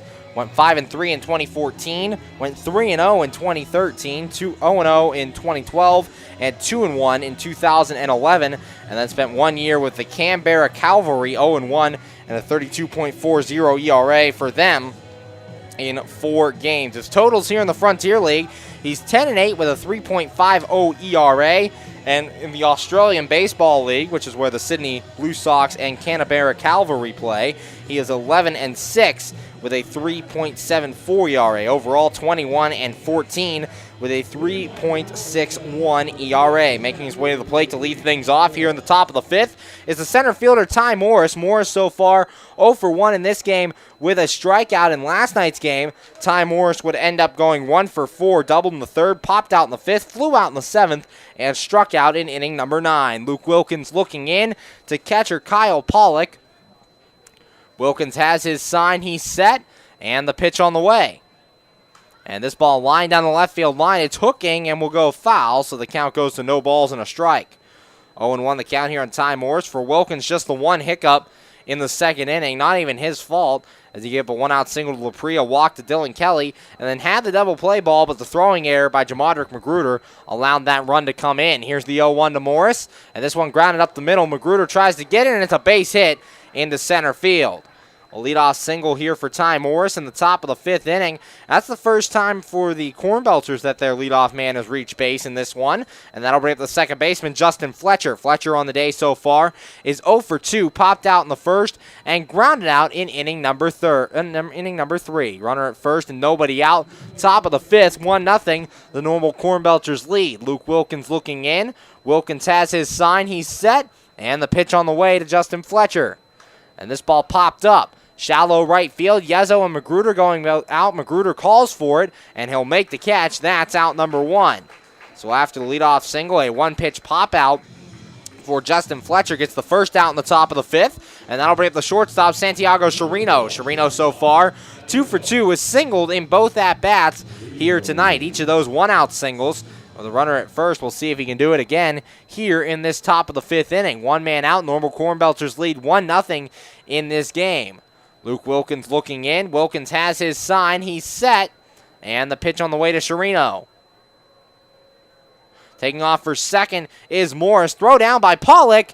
And it hits off the helmet of Ty Morris. So Morris in there with a stolen base for Ty Morris. That is stolen base number 9 on the season. It was a good throw by Pollock that actually would have been in time to get Morris had it not hit off the helmet of Morris and went into right field. No balls and a strike, one man out. Morris in at second after that stolen base, and Chirino still at the plate. Luke Wilkins looking in. Wilkins has his sign. He's set, and the 1-ball, no-strike pitch. And this ball lined to right field. Dave Popkins not having to move very far. Makes the catch, tagging, heading to third is Morris. The throw in from Popkins, and almost got him, but Morris gets in there as he tags and gets to third on that fly out by Santiago Chirino. So there's a runner at third and 2 men out, and that'll bring to the plate the first baseman, Aaron Dudley. Dudley so far 0 for 2. Flew out in the first and struck out in inning number 3. Top of the 5th, 2 men out here from Consol Energy Park. Normal Cornbelters leading 1-0 over your Washington Wild Things. Runner at third is Ty Morris. He singled to lead things off, stole second, and tagged up on the fly ball by Santiago Chirino. Luke Wilkins looking in, has his sign. He's set. Here's the pitch. And that one's high for a ball. 1 ball, no strikes. Want to know the count here on Aaron Dudley. Wild Things infield shifted slightly to the right. Jamadrick Magruder out in shallow right. Austin Wobrock playing again about 2 inches behind the second base bag and in center field. Grant Fink playing away about halfway between second and third. Dudley hits this one to right center field and deep. Grayson giving chase. It's back to the wall, and it's off the wall. Ty Morris comes in to score. Aaron Dudley will be in there with a 2-out RBI double, and the Cornbelters now take a 2-0 lead here in the top of the 5th. For Dudley, that is his 52nd RBI in the year, leads the team.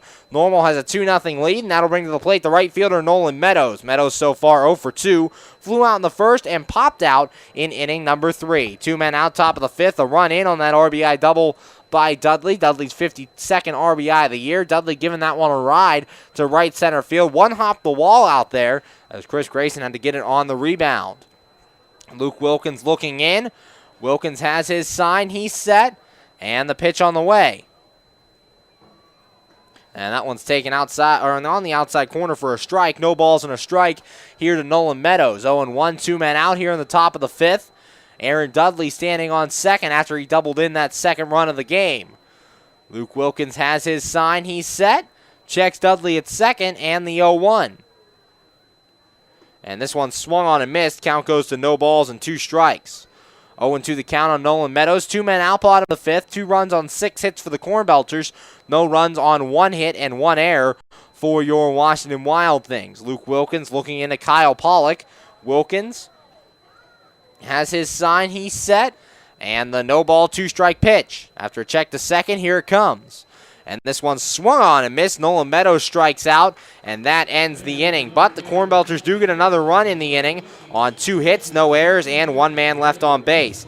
After 4.5, the score, Normal Cornbelters 2, your Washington Wild Things nothing. You're listening to Washington Wild Things Baseball right here on the MSA Sports Network. Enjoy shopping and dining at one of Ohio Valley Mall's 100 merchants, including Boscov's, MC Sports, Hibbett Sports, Hat Catan's, Christopher & Banks, Men's Warehouse, and many more. Check out the new Buckle Store. And coming soon, Buffalo Wild Wings. If the little ones need a break, head to the Kids Zone, sponsored by Ohio Valley Medical Center and East Ohio Regional Hospital, your community hospitals.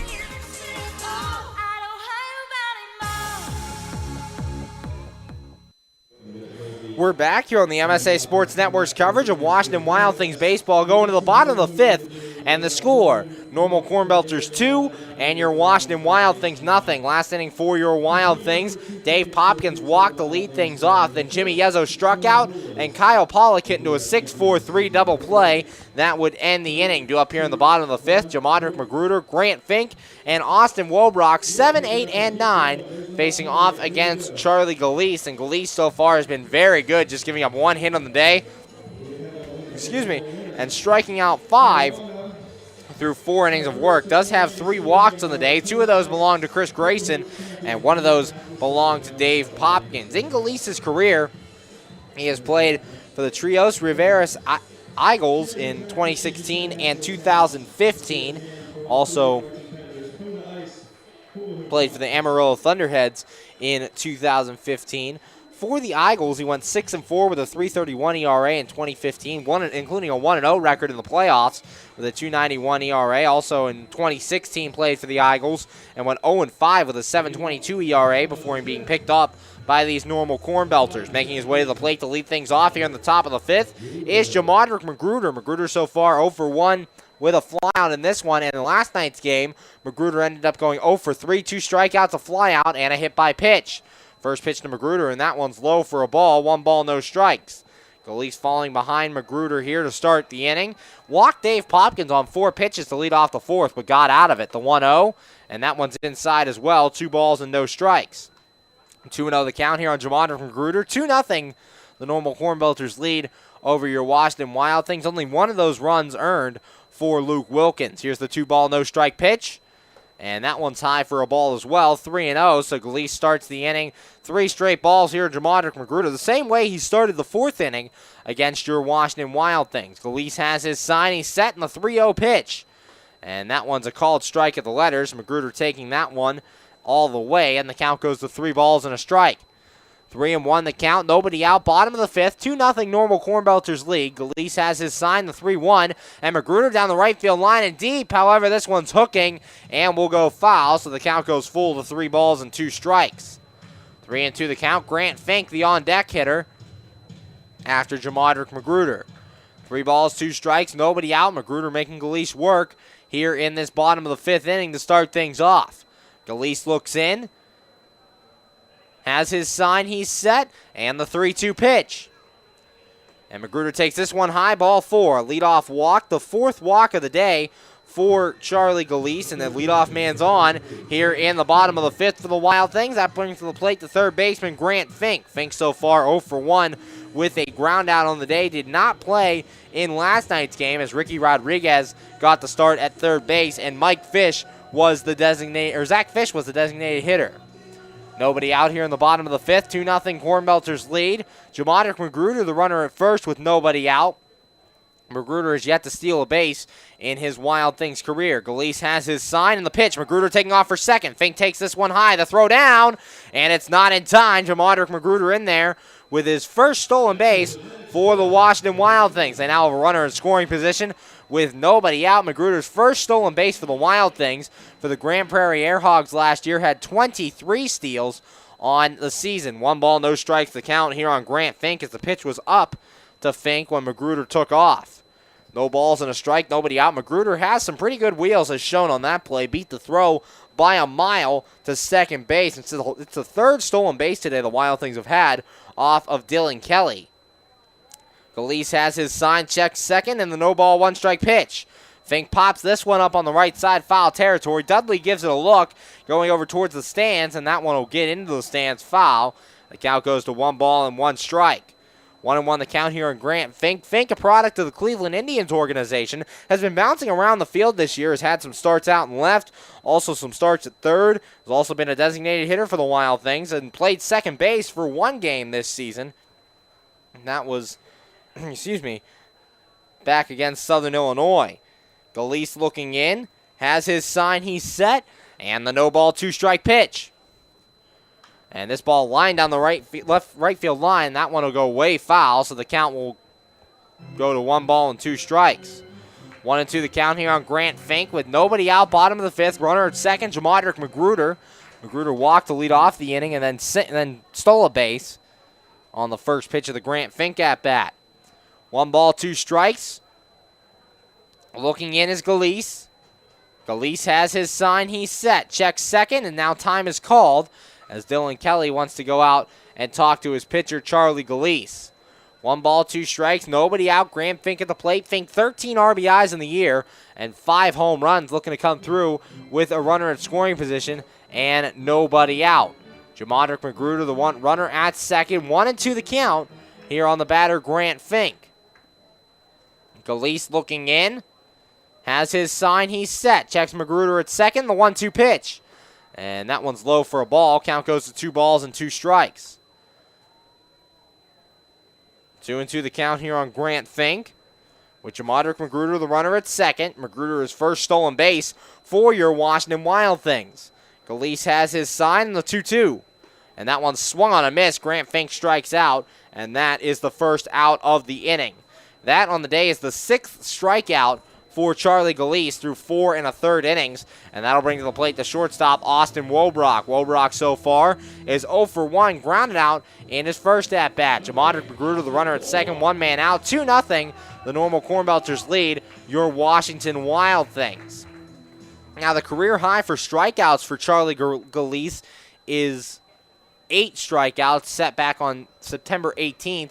That was against the New Jersey Black Sox, not a part of the Frontier League. In the Frontier League, his strikeout record is 7 against Traverse City. First pitch, and that one swung on a miss by Wobrock.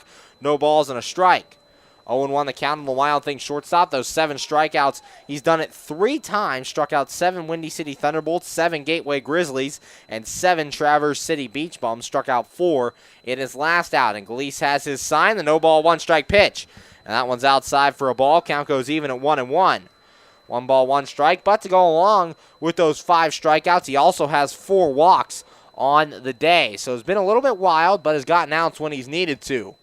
Galise looks in, has his sign, he's set, and the 1 ball, 1 strike pitch. That one swung on a miss by Wobrock, and the count goes to 1-2. 1 ball, 2 strikes, 1 man out. Jamadrick Magruder got to second with nobody out, still stranded there as he walked to lead off the inning and then stole second base. Charlie Galise looking in.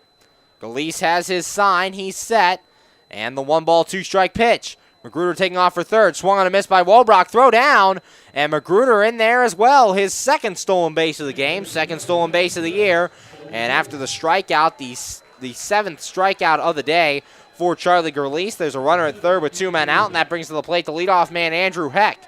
Heck so far 0 for 2, grounded out and struck out so far in this one. 7 strikeouts for Charlie Galise through 4 2/3, has tied his career high here in the Frontier League, 1 away from his career high overall.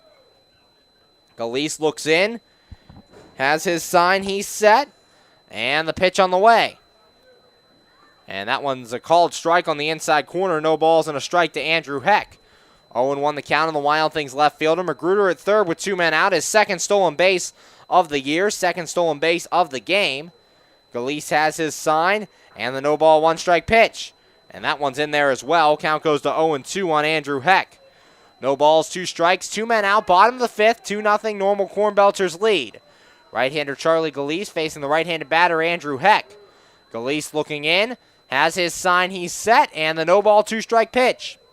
Swing and a miss. Andrew Heck strikes out, and the inning is over. Galise strikes out the side. No runs, no hits, no errors, and 1 man left after the walk. After 5 innings of play, the score, normal Cornbelters 2, and your Washington Wild Things nothing. You're listening to Washington Wild Things baseball right here on the MSA Sports Network.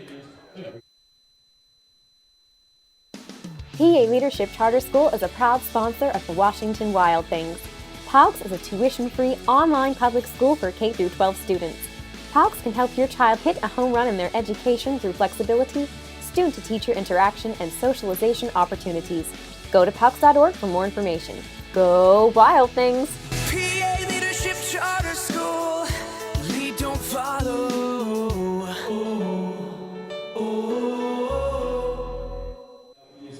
We're back here on the MSA Sports Network's coverage of Washington Wild Things baseball, going to the top of the 6th in the score. The normal Cornbelters 2 and your Washington Wild Things nothing. Cornbelters added on last inning as Ty Morris singled to lead things off. Then Justin Fletcher popped out, Santiago Chirino flew out, and Aaron Dudley came through with a 2-out RBI double that scored Morris and gave the Cornbelters a 2-0 lead. Nolan Meadows would then strike out to end the inning. Due up here in the 6th is Dylan Hopp, Craig Laprie, and Dylan Kelly, 5, 6, and 7, facing off against Luke Wilkins. And Wilkins, through 5 innings so far, has given up 2 runs, just 1 earned on a total of 6 hits. He has walked just 1 man in the game and has struck out 3 on the night. So far, so good in the strikeout to walk ratio, 3-1. So far on the night, looks to keep that one going. Making his way to the plate to lead things off in the top of the 6th is the left fielder Dylan Hopp, topped on the day so far, 0 for 2, grounded out in the 2nd, and flew out in inning number 4. Nobody out, top of the 6th, 2-0. Normal Cornbelters lead over your Washington Wild Things. Luke Wilkins, the right-hander, facing off against Dylan Hopp, the right-handed batter. Hopp standing in there at 6'5", 230 pounds from Mira Mesa, California. Luke Wilkins looks in, has his sign, he's set, and the pitch. And this one's outside for a ball, 1 ball, no strikes. 1-0 the count on Dylan Hopp. Wilkins falling behind Hopp to start this top of the 6th inning. Wilkins has his sign, here's the 1-0. And that one's way inside for a ball. Count goes to 2 balls and no strikes. 2-0 the count here on Dylan Hopp. Hopp, as we said, did not stay in the game long yesterday. Got ejected in the top of the 1st. Wilkins has his sign, here's the 2-0. And that one's in there for a strike. That one getting at the knees, and the count goes to 2 balls and a strike. 2-1 the count on the left fielder for the normal Cornbelters, Dylan Hopp. Hopp was replaced by Mitch Elliott in last night's ball game, and Elliott in that game ended up going 1 for 3, a strikeout ground-out single. Next pitch, and that one's outside for a ball, and the count goes to 3 balls and a strike. 3-1 the count here on Dylan Hopp. Nobody out, top of the 6th. 2-0 Cornbelters lead. Wilkins has his sign, the 3-1. And this one grounded short. Wobrock handles it on a hop. He'll throw across the 1st, and that's in time for out number 1. 1 up, 1 down here in the top of the 6th, and that'll bring on the designated hitter, Craig Laprie. Laprie so far, 1 for 2, singled and scored a run in the 2nd, and also grounded out in inning number 4. Top of the 6th, 1 man out, 2 runs on 6 hits for the Cornbelters. No runs, 1 hit, 1 error for your Washington Wild Things. Here from Consol Energy Park, you're listening to the MSA Sports Network. I'm Zach Ziegler. Luke Wilkins looking in to Kyle Pollock. Wilkins has his sign, he's set, and the pitch on the way. And this one's off the outside corner for a ball, 1 ball, no strikes. 1-0 the count here on Craig Laprie. 1 man out in the top of the 6th. Wilkins has his sign, the 1-0 offering. And that one's high for a ball. Count goes to 2 balls and no strikes. 2-0 the count. Wilkins falling behind Laprie here, just as he did Dylan Hopp before he got him to ground out to short for the 1st out of this inning. Wilkins looking in, has his sign, the 2 ball, no strike pitch. And that one's in there for a strike. That one getting at the letters, and the count goes to 2-1. 2 balls and a strike. Wilkins has worked from behind a couple times today, not nearly as much as he has in the past. Has been so far so good. The 2-1. This one grounded towards the middle off the foot of Luke Wilkins. Magruder, nice job on the rebound. Throw to first, and it's in time. A nice heads-up play there by Jamadrick Magruder. And actually, no, they call him safe at first base on a bang. Oh, no, they did call him out. Thought they called him safe there for a second, but a nice play there by Jamadrick Magruder. The ball kicked off the foot of Luke Wilkins and ricocheted over to second baseman Jamadrick Magruder. Magruder then made the easy throw to first in time to get Laprie for the 2nd out. That'll bring up the catcher, Dylan Kelly. Kelly so far in the day, 1 for 1, walked in the 2nd and singled in inning number 4. 2 men out, top of the 6th. 2-0 normal Cornbelters lead over your Wild Things. Wilkins has his sign, he's set, here's the pitch, and Kelly takes that one for a strike on the outside corner, no balls and a strike. 0-1 the count on the normal Cornbelters catcher. Wild Things trying to get their 31st win of the year. Got their 30th win last night. Normal Cornbelters fell to 29-32, while your Wild Things rose to 30-29. Here's the 0-1 from Wilkins. And that one's way inside for a ball. 1 ball, 1 strike. 1-1 the count here on Dylan Kelly, the regular catcher for the Normal Cornbelters. His backup, Craig Laprie, is in the DH role tonight. Wilkins has his sign. He's set, and the 1 ball, 1 strike pitch. And this one lined into right center field over the head of Jamadrick Magruder. That'll get down for a base hit. Popkins cuts it off before it gets to the wall, so Kelly will be held to a 2-out single. There's a runner at first with 2 outs, and that'll bring up the third baseman, Brandon Roberts. Roberts on the day, 0 for 2 of hitting the 2 fielders' choices on the day. However, he reached in the second inning as it was a fielder's choice 6-4, and then Magruder, the throwing error that allowed the first run to come in, and his second fielder's choice was with 2 outs, so he did not reach base on that one. Luke Wilkins looking in, has his sign, he's set, checks Kelly at first, and the pitch on the way. And that one's in there for a strike on Brandon Roberts, no balls and a strike. 0-1 the count. Roberts last night drove in the go-ahead run in the 8th inning with a sacrifice fly before the Wild Things would come back and won by the score of 4-3. Wilkins has his sign, the 0-1, and a bunt laid down here by Roberts. Wilkins coming off the mound to field, throw to first, and it's in time for out number 3. No runs in the inning on 1 hit, no errors, and 1 man left on. After 5.5 innings of play, the score, Normal Cornbelters 2, and your Washington Wild Things nothing. You're listening to Washington Wild Things baseball right here on the MSA Sports Network. You just never know how your day is going to go. The same holds true at Penn Station East Coast Subs. For some unsuspecting spuds, they start their day as Idaho potatoes, only to be transformed into hand-hewn fries. Unlucky for them, good for you. However, both your days get better because the fries get a sidle up next to a perfectly grilled Philly cheesesteak. Then, on their way to their final resting place, they get bathed in citric nectar, our signature lemonade. Wherever your day takes you, we recommend Penn Station be one of the stops. We're back here on the MSA Sports Network's coverage of Washington Wild Things baseball, going to the bottom of the 6th, and the score, Normal Cornbelters 2, and your Washington Wild Things nothing. Last inning for the Wild Things, they threatened, but could not push a run across the plate. Jamadrick Magruder walked to start things. Then on the very next pitch, he stole second base for his first Wild Things steal on the year. Grant Fink would then strike out, as well as Austin Wobrock.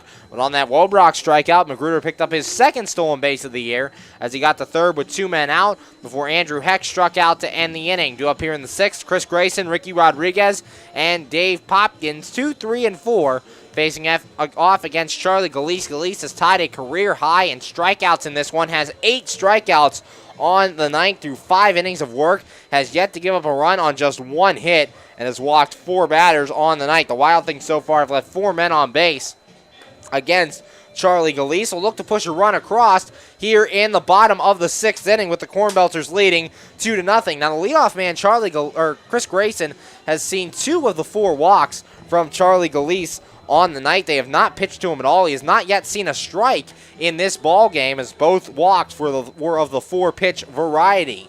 Galise done with his warm-up tosses, and Grayson making his way to the plate. As we said, no official at-bat for Grayson to this point, as he has 2 walks on the day. Has also stolen 2 bases tonight against the Normal Cornbelters. So Grayson making his way to the plate. The new Wild Things team leader in stolen bases with 6 on the season, batting from the left-hand side. In the last 3 games now for Grayson, he's 6 for 8 against the Southern Illinois Miners and these Normal Cornbelters, going 2 for 4 in last night's game and went 4 for 6 on Sunday in the 12-10 loss to the Miners. Galise has his sign. He's set. Here's the pitch, and Grayson takes this one for a ball outside. 1 ball and no strikes. 1-0 the count on the Wild Things center fielder, Chris Grayson, batting from the left-handed side against Charlie Galise. Galise looks in, has his sign, and the 1-0 pitch. And a swing and a miss there by Grayson. The count goes to 1 ball, 1 strike. That's the first strike all evening that Chris Grayson has seen in this ball game. 1-1 the count. Galise has his sign. Here comes the pitch. And that one's on the inside corner for a strike. Count goes to 1 ball and 2 strikes. 1-2 the count here on Chris Grayson. Nobody out in the bottom of the 6th. 2-0 Normal Cornbelters lead. Galise looks in. Has his sign. He's set. And the 1 ball, 2 strike pitch. And that one's outside for a ball. Count goes full at 2-2. Or even at 2-2, excuse me. 2 balls, 2 strikes, nobody out. Chris Grayson at the plate here in the bottom of the 6th. Grayson looks in, has his sign, the 2-2 pitch. And this one lined up the middle, and that is a base hit. Grayson continues his offensive tear. A leadoff single here in the bottom of the 6th. Now 7 for 9 in his last 3 games, and that brings to the plate the designated hitter, Ricky Rodriguez. Rodriguez on the day so far, 0 for 2. Struck out in the first and grounded out in inning number 3. Nobody out, bottom of the 6th. Leadoff man has reached for the 3rd straight inning now for the Wild Things. 3rd time in the game, as well as Grayson at first. 7 steals on the year for Chris Grayson, leads the club. Galise has his sign, he's set. Throw over to first, and Grayson gets back in there with those 2 stolen bases earlier in the day. You're going to have to keep a careful eye on Chris Grayson. Action in the Washington Wild Things bullpen. Sam Agnew-Whelan is starting to throw out there for the Wild Things. Galise has his sign, he's set, and the pitch on the way. And Rodriguez takes this one for a strike. Count goes to no balls and a strike. 0-1 the count on Ricky Rodriguez. Nobody out, bottom of the 6th. 2-0 normal Cornbelters lead over your Washington Wild Things. Wild Things trying to break through here in the 6th inning. Throw over to first, and Grayson back in there once again.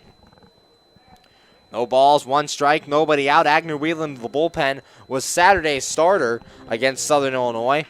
Only went 4 1/3 in that game, giving up 6 runs. Luke Wilkins came in to relieve him. Here's the pitch from Galise, the 0-1. It's taken high, and Grayson will be in there with his 3rd stolen base of the day, his 8th steal of the year as he gets into scoring position with nobody out. Wild Things had the same situation last inning and could not push a run across. 1 ball, 1 strike, the count on Ricky Rodriguez. Now with a runner at second and nobody out. Grayson has 3 steals on the day against the normal Cornbelters and now has 8 steals on this 2016 season. Galise has his sign, checks second, and the 1 ball, 1 strike pitch. After a check to second, here it comes. And Rodriguez, a ground ball to the right side, and it's diving stop by Fletcher. Throw to first. The ball's dropped to first, and Grayson will come in to score. A throwing error by Justin Fletcher. Ricky Rodriguez will get the second, and the Wild Things get on the board. It's now 2-1 normal Cornbelters. We'll see if they give Rodriguez a hit or not. It was a diving stop there by the second baseman, Justin Fletcher. They will give Rodriguez a hit.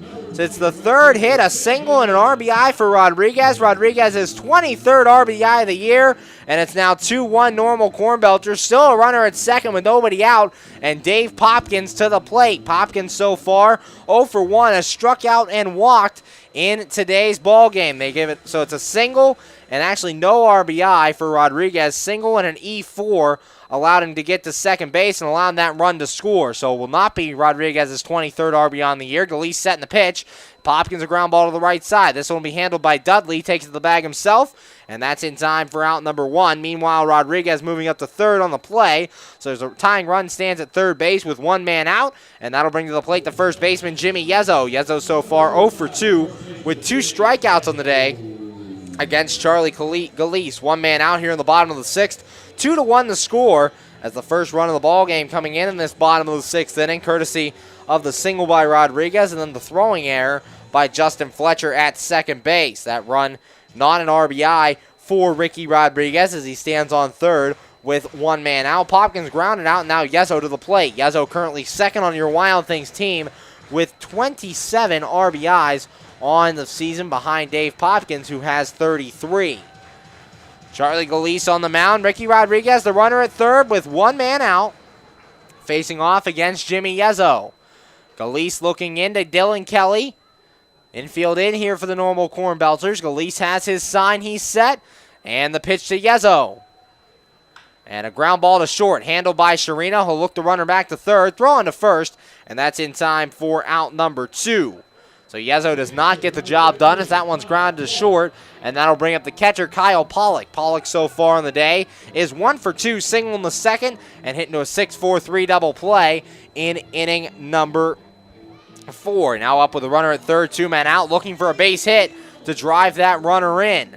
Ricky Rodriguez at third singled, and a run came in on the throwing error by Justin Fletcher. Rodriguez now at third base after moving up on the ground out by Popkins. Gillies set. Here's the pitch.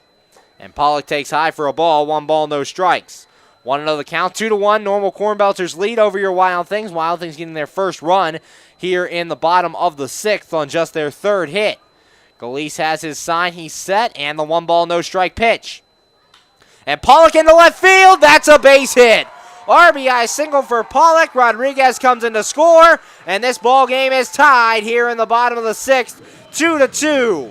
Pollock's 9th RBI of the season, a 2-out single into left field. That drives in the run and brings Jamadrick Magruder to the plate. Magruder so far in this one is 0 for 1, flew out in the 2nd and walked in inning number 5. It's 2-2 between your Wild Things and the Normal Cornbelters. Wild Things tying the game here in the bottom of the 6th off of Charlie Galise.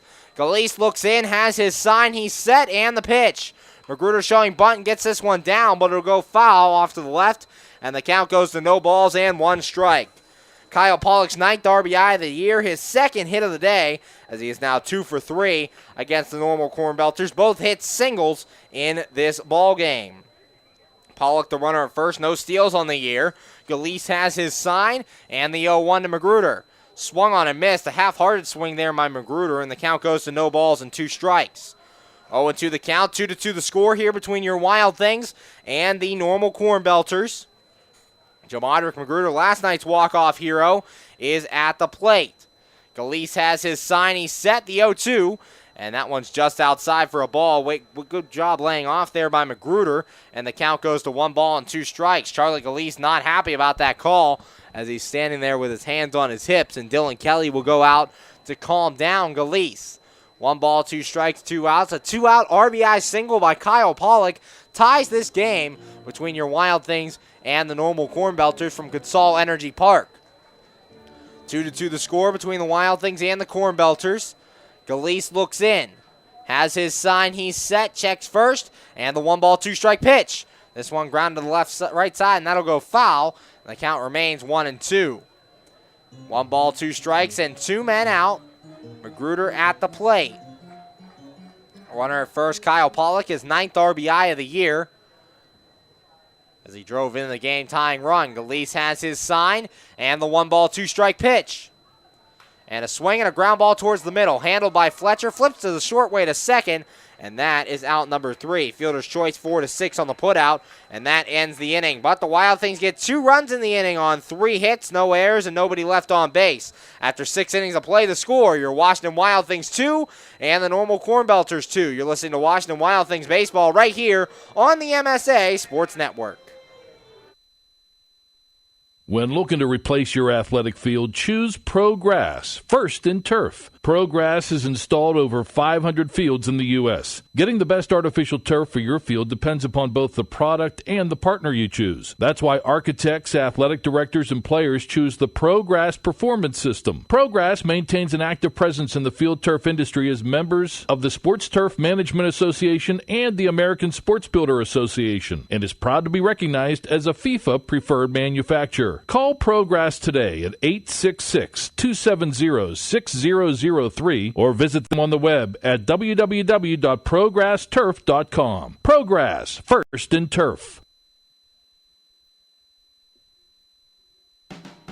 AAA members enjoy 24/7 roadside assistance, exclusive member-only discounts, expert travel assistance, free identity theft protection, and much more. With that AAA card in your wallet or purse, you have the peace of mind, safety, and security that only AAA membership can provide. Already a member? Don't forget to renew. Not a member? Join AAA today at any nearby office or online at AAA.com. AAA, we're always with you.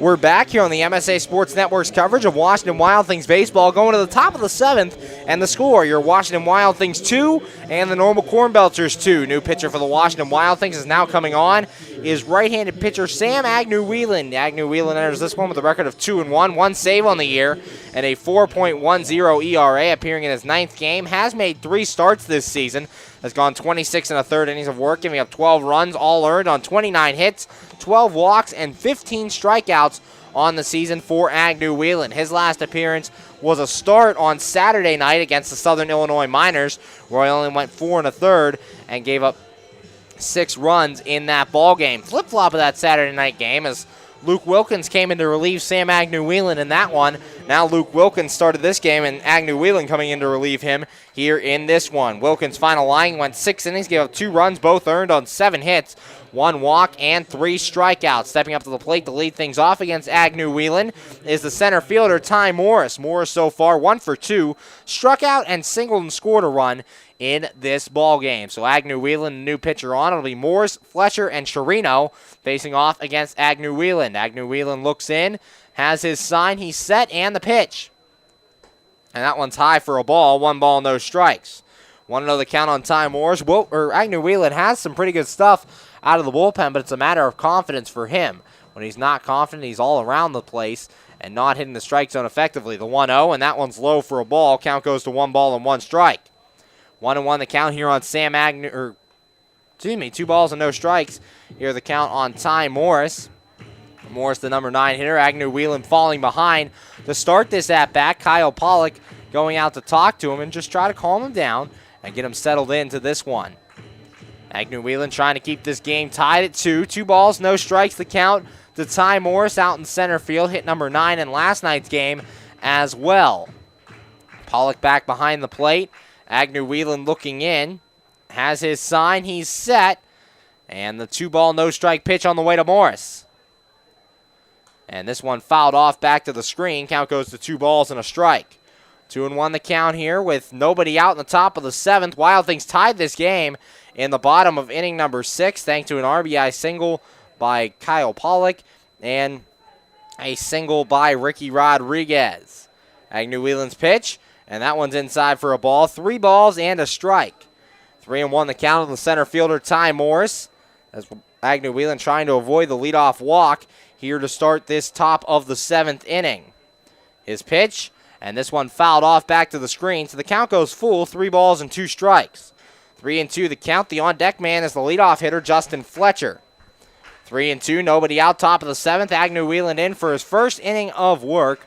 Taking a look at some scores from around the other games in this league.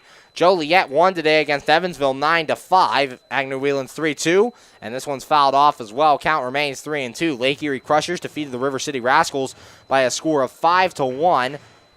And then in game 2 of that doubleheader there, Lake Erie Crushers won again 2-1. And currently in the top of the 3rd, Gateway leading Schaumburg 2-1. And in the bottom of the 7th, Traverse City leading Florence Freedom 4-0.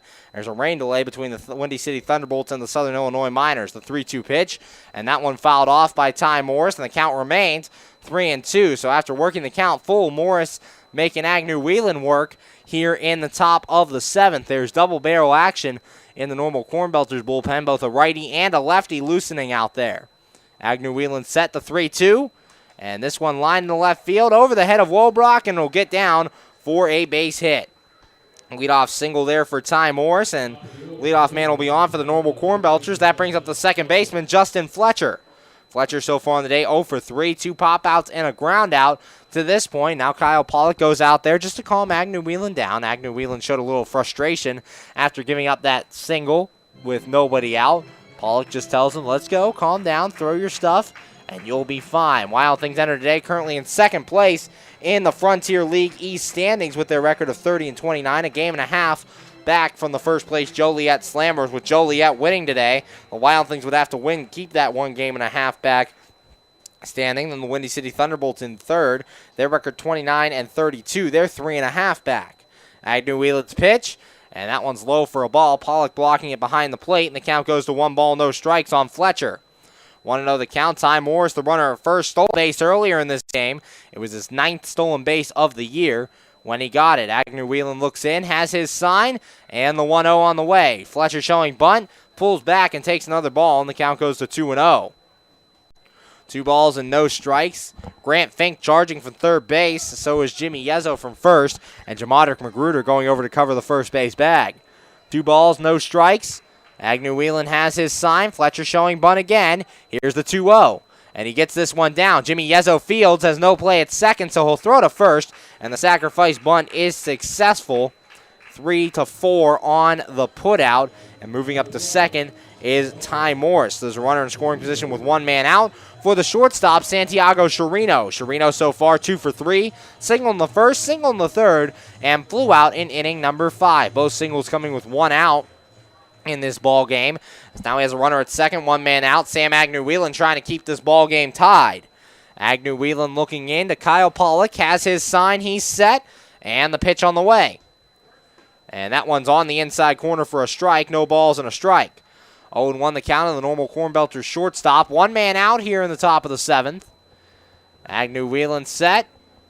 And the 0-1 pitch after a check to second. Here it is. And this one lined in right field, and that's a base hit down the line. Morris will be waved to the plate. He's going to come in to score. It's an RBI double for Santiago Chirino, and the normal Cornbelters retake the lead here in the top of the 7th. It is now 3-2 Cornbelters. Ty Morris comes in to score. It's 3-2 for Santiago Chirino. That is RBI number 24 on the season. 3-2 normal Cornbelters, and that brings up the first baseman Aaron Dudley. Dudley so far in the day is 1 for 3. Flew out in the first, struck out in the third, and hit an RBI double in inning number 5. Still a runner at second with one man out. Agnew-Whelan has his sign, checks second, and the pitch on the way. And Dudley takes this one on the outside corner for a strike. No balls and a strike. 0-1 the count. Agnew-Whelan comes in and allows a run and gives normal Cornbelters back the lead. He's set, has his sign, checks Chirino at second. The 0-1. This one lined into right field, and that one will get down. They're going to hold Chirino at third. So there'll be runners at first and third here after the single by Dudley. And one man out, and that'll bring to the plate the number 4 hitter, Nolan Meadows. So back-to-back hits off of Sam Agnew-Whelan have produced a run, and now runners at first and third with one man out with Meadows coming to the plate. Meadows leads his team in home runs with 16 on the season. Is currently second with his 45 RBIs behind Aaron Dudley. Manager Greg Langben now going to come out of the Wild Things dugout. Then we will see if we're going to have a pitching change, and we will. So we're going to take a break here on the MSA Sports Network. We'll be right back with more coverage of Washington Wild Things baseball.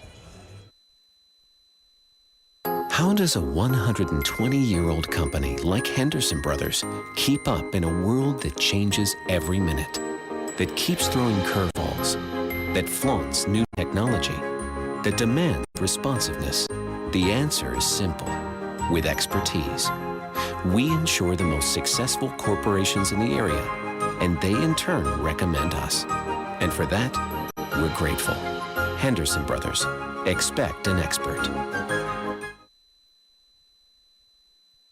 Hi, this is Hines Ward. If you're a high school sports fan, the place to go all year round is the MSA Sports Network. Log on every day to www.msasports.net for the schedules, the scores, the standings, the rankings, and of course, all of the broadcasts includes exclusive Whip Pill playoffs and championship action. Anytime, anywhere, always there, the MSA Sports Network. We're back here on the MSA Sports Network's coverage of Washington Wild Things baseball, currently in the top of the 7th with one man out in the normal Cornbelters with runners at first and third, leading this one 3-2. New pitcher for the Washington Wild Things is on as right-hander Andrew Wick. Wick enters this one with a record of 2-1, 2 saves on the year at a 5.17 ERA. Appearing in his 21st game, has thrown 24 and a third innings of work, giving up 18 runs, 14 earned on 20 hits, 21 strikeouts, and 10 walks on the year for Andrew Wick. Sam Agnew-Whelan, book not closed on him as he's responsible for both runners on base, but so far a third of an inning pitched, gave up 3 hits, 1 run, it was earned, no walks, and no strikeouts for Agnew-Whelan. Wick looking to get out of this jam, and the first batter to face him here in this top of the 7th will be the right fielder Nolan Meadows out of the number 4 spot. Meadows so far today is 0 for 3. Andrew Wick, last time he was on the mound, he struggled, going 1 1/3, giving up 5 runs all earned against the Southern Illinois Miners in Sunday's game. So looking for a bounce-back outing here tonight at Consol Energy Park. Nolan Meadows making his way to the plate. And Meadows so far, as we said, 0 for 3, has flew out in the first, popped out in the third, and struck out in inning number 5. Runners at first and third with one man out, 0-1 no count here on Nolan Meadows. as there's one out. Andrew Wick looking in, has his sign, checks Dudley at first, and the pitch on the way. And that one's outside for a ball. Count goes to 1 ball and no strikes. 1-0 the count. One man out here in the top of the 7th. There is, again, double barrel action in the normal Cornbelters bullpen, so we'll see if starter Charlie Galise gets to go out there for a 7th inning. Wick has his sign. He's set, and the 1-0 pitch. And this ball lined foul over the screen back behind home plate, and the count goes to 1 ball and 1 strike. 1-1 the count. Wick would love either a strikeout or a ground ball. Just keep the ball on the infield, preferably to a middle infielder to end this inning. Andrew Wick looking in to Kyle Pollock. Has his sign. He's set. Checks first. And the 1-1 on the way. And that one's in the dirt, blocked by Pollock, and the count goes to 2 balls and a strike. 2-1 the count here on Nolan Meadows. One man out, top of the 7th. A run in already on the RBI double by Santiago Chirino. Chirino standing at third base, and Aaron Dudley followed that up with a single of his own. He's over at first. Andrew Wick has his sign, checks Dudley, and the 2-1 pitch. And this ball lined into right center field, and that one will get down and bounce off the wall. Chirino will score. Dudley will be waved around. He's going to score. Meadows trying for 3, and the throw in, and Nolan Meadows is in with a 2 RBI triple. The normal Cornbelters now take a 5-2 lead over your Wild Things. Chirino and Dudley score. It is now 5-2 normal Cornbelters after the 2 RBI double by Nolan Meadows. For Meadows, it is RBIs number 46 and 47 on the year. Chirino and Dudley score, and that closes the book on Agnew Whelan. He officially gives up 3 runs, all earned, in his 3rd of an inning pitch. And that brings up the number 5 hitter, left fielder Dylan Hopp. Hopp so far 0 for 3, 2 groundouts and a flyout. 1 out runner at 3rd, infield in for the Wild Things. Wick set and the pitch. And Hopp takes this one for a strike on the outside corner. No balls and a strike. 0-1 the count here on Dylan Hopp. Hopped out there in left field tonight for the normal Cornbelters. Sam Agnew-Whelan started this inning, only got a third of the way in, and then was pulled for Andrew Wick, and Wick giving up the 2 RBI triple. The 0-1, and that one's inside for a ball. Count goes even at 1 ball and 1 strike. 1-1 the count here on Dylan Hopp. Andrew Wick, the 3rd pitcher used for the Wild Things out of the bullpen. Second out of the bullpen, 3rd on the day. Luke Wilkins started the game. Then Agnew-Whelan came in, and now Andrew Wick. Wick has his sign, the 1-1, and this one grounded to the left side and foul. Fielded over there by the third base coaching box manager, Brooks Carey, and the count goes to 1 ball and 2 strikes. 1-2 the count, 1 man out here in the top of the 7th, runner at 3rd, as Nolan Meadows had the 2 RBI triple that drove in both Chirino and Dudley. 3 runs in this inning for the normal Cornbelters as they lead 5-2 over your Wild Things. Wick has his sign, checks 3rd, and the 1-2 pitch. And this one grounded to 3rd. Grant Fink has it, looks the runner back to 3rd, throw on to 1st, and that's in time for out number 2. 5-3 on the putout. That runner stranded at 3rd, and now comes up the designated hitter, Craig Laprie. Laprie so far in the day, 1 for 3, singled and scored a run in the 2nd, grounded out in the 4th, and grounded out in inning number 6. 2 men out here in the top of the 7th, 5-2. The normal Cornbelters now lead your Washington Wild Things with right-hander Andrew Wick on the mound. Wick looking into Kyle Pollock as the left-hander Craig Laprie stepping in. Laprie so far has been very good in this series. His .379 average not failing him against the Wild Things. The pitch, and up the middle off of Andrew Wick, and it bounces high, and it'll be an infield single for Craig Laprie. Another run comes in. It's now 6-2 normal Cornbelters as Nolan Meadows scores. And now the Cornbelters lead by 4 over your Washington Wild Things. The 4th run that's come in this inning for the Cornbelters. Just a bad luck play there for Andrew Wick as it hit off his foot and rolled up his body, went very high in the air, allowing Craig Laprie to reach first base. Laprie's first RBI of the day, and on the season for Laprie, that is RBI number 14. That'll bring up the catcher, Dylan Kelly, with a runner at first and 2 men out. Andrew Wick looking in, has his sign, he's set, checks first, and the pitch on the way. And this one grounded softly to the right side. Yezo will field it in foul territory, and the count goes to 0-1.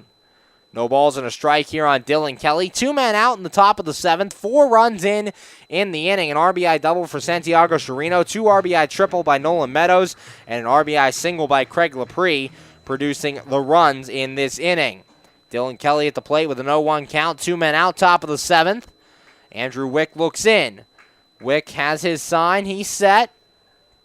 Checks first. And the no ball, 1 strike pitch. And this one swung on and missed in the dirt, and the count goes to no balls and 2 strikes. 0-2 the count on Kelly. 2 men out here in the top of the 7th. 4 runs in for the normal Cornbelters as they lead this one 6-2 over your Wild Things. Andrew Wick coming in to get these last 2 outs here in the 7th inning has given up a run as he gave up the 2 RBI triple to Nolan Meadows and the RBI single by Craig Laprie. Wick has his sign, the 0-2, and that one's in the dirt, blocked by Pollock.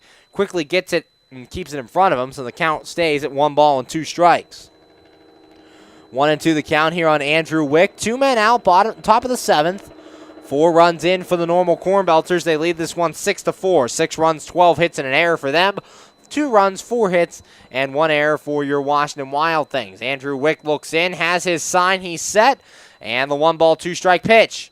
And this one swung on and missed. Dylan Kelly strikes out, and the inning is over. However, the normal Cornbelters get 4 runs in the inning on 5 hits, no errors, and 1 man left on base. After 6.5, the score. Normal Cornbelters 6, and your Washington Wild Things 2. Right now, going to send you down to the field for the 7th inning stretch. Keep it tuned right here to the MSA Sports Network for more coverage of Washington Wild Things baseball.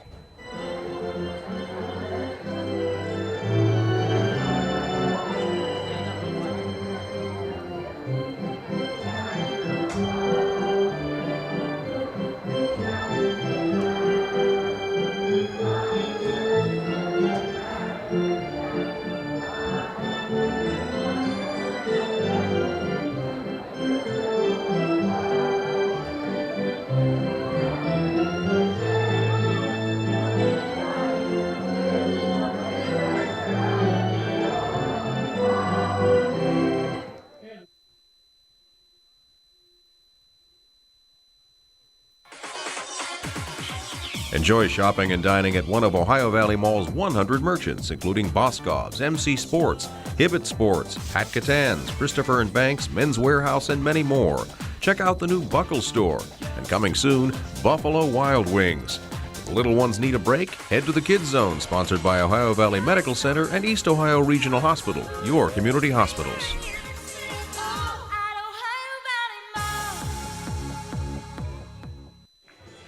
We're back here on the MSA Sports Network's coverage of Washington Wild Things baseball, going to the bottom of the 7th, and the score, the normal Cornbelters 6, and your Washington Wild Things 2. Wild Things got their first 2 runs of the ball game in the bottom half of the 6th inning as Chris Grayson singled to start things and stole second base, his 3rd stolen base of the night. Then Ricky Rodriguez came through with a single, and a throwing error by Justin Fletcher allowed the first run of the ball game for your Wild Things to come in. The Wild Things were down 2-1. Next batter, Dave Popkins, would ground out. Jimmy Yezza would ground out as well.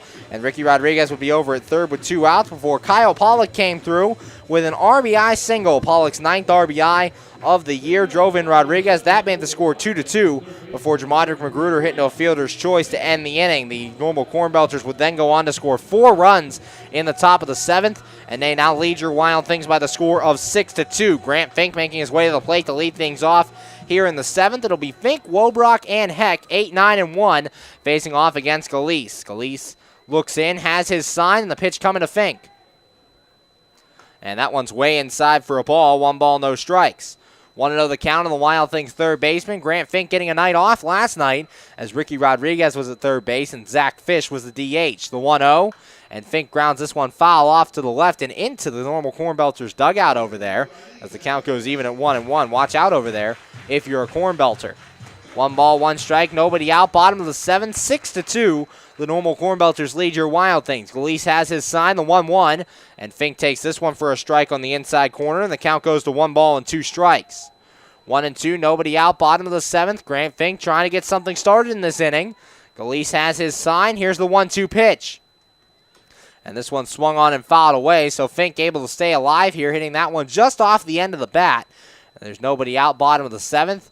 Fink with a 1-2 count, trying to make Galise work. Still double barrel action in that bullpen for the Cornbelters. Here's the 1-2 from Galise.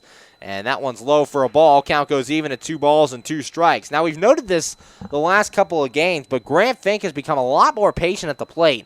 Earlier in the year, he was kind of a free swinger. Probably would have swung at that pitch there. But as of late, he's been doing a very nice job with his plate discipline. The 2-2. And that one is swung on a miss. So Grant Fink will strike out. And that is out number 1 here in the 7th. That's a new career high now for Charlie Galise, as that's his 9th strikeout of the game. New career high for Galise, and that brings to the plate the shortstop, Austin Wobrock. Wobrock so far 0 for 2, grounded out in the 3rd and struck out in inning number 5. 1 out here in the bottom of the 7th, 6-2. The normal Cornbelters lead over your Washington Wild Things. Galise has his sign. Here's the pitch, and that one's on the inside corner for a strike. No balls and a strike. 0-1 the count here on Austin Wobrock. 1 man out. Wild Things trying to claw back into this game, down 4 runs. Galise has his sign, the 0-1, and that one's in there as well. So Wobrock down, no balls and 2 strikes. 0-2 the count here on Austin Wobrock. 1 man out. Charlie Galise, the right-hander, looking in, has his sign, he's set, and the no-ball 2-strike pitch.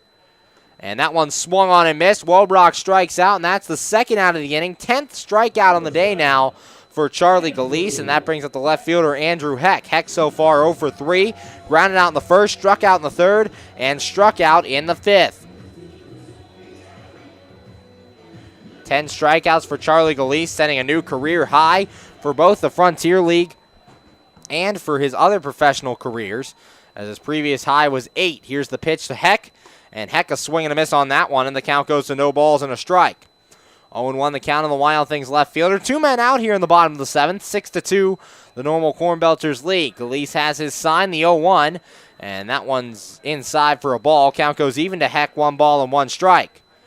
1-1 the count here on the Wild Things left fielder. 5 straight games in left field. Heck standing in there tonight at 6'3", 206 from Pittsburgh, PA. The 1-1. This one grounded towards the middle off the foot of Galise. Chirino gets the carom, throw to first, and it's not in time. It'll be an infield single for Andrew Heck. So with 2 outs, there's a runner on base for the Wild Things, and that'll bring up the center fielder, Chris Grayson. Grayson so far on the day, 1 for 1, walked his first 2 times up and singled on the day. Also has 3 stolen bases on the evening. Coming out of the normal Cornbelters bullpen is their pitching coach, looking to have a talk with his starter, Charlie Galise. Galise so far has been very good in this game.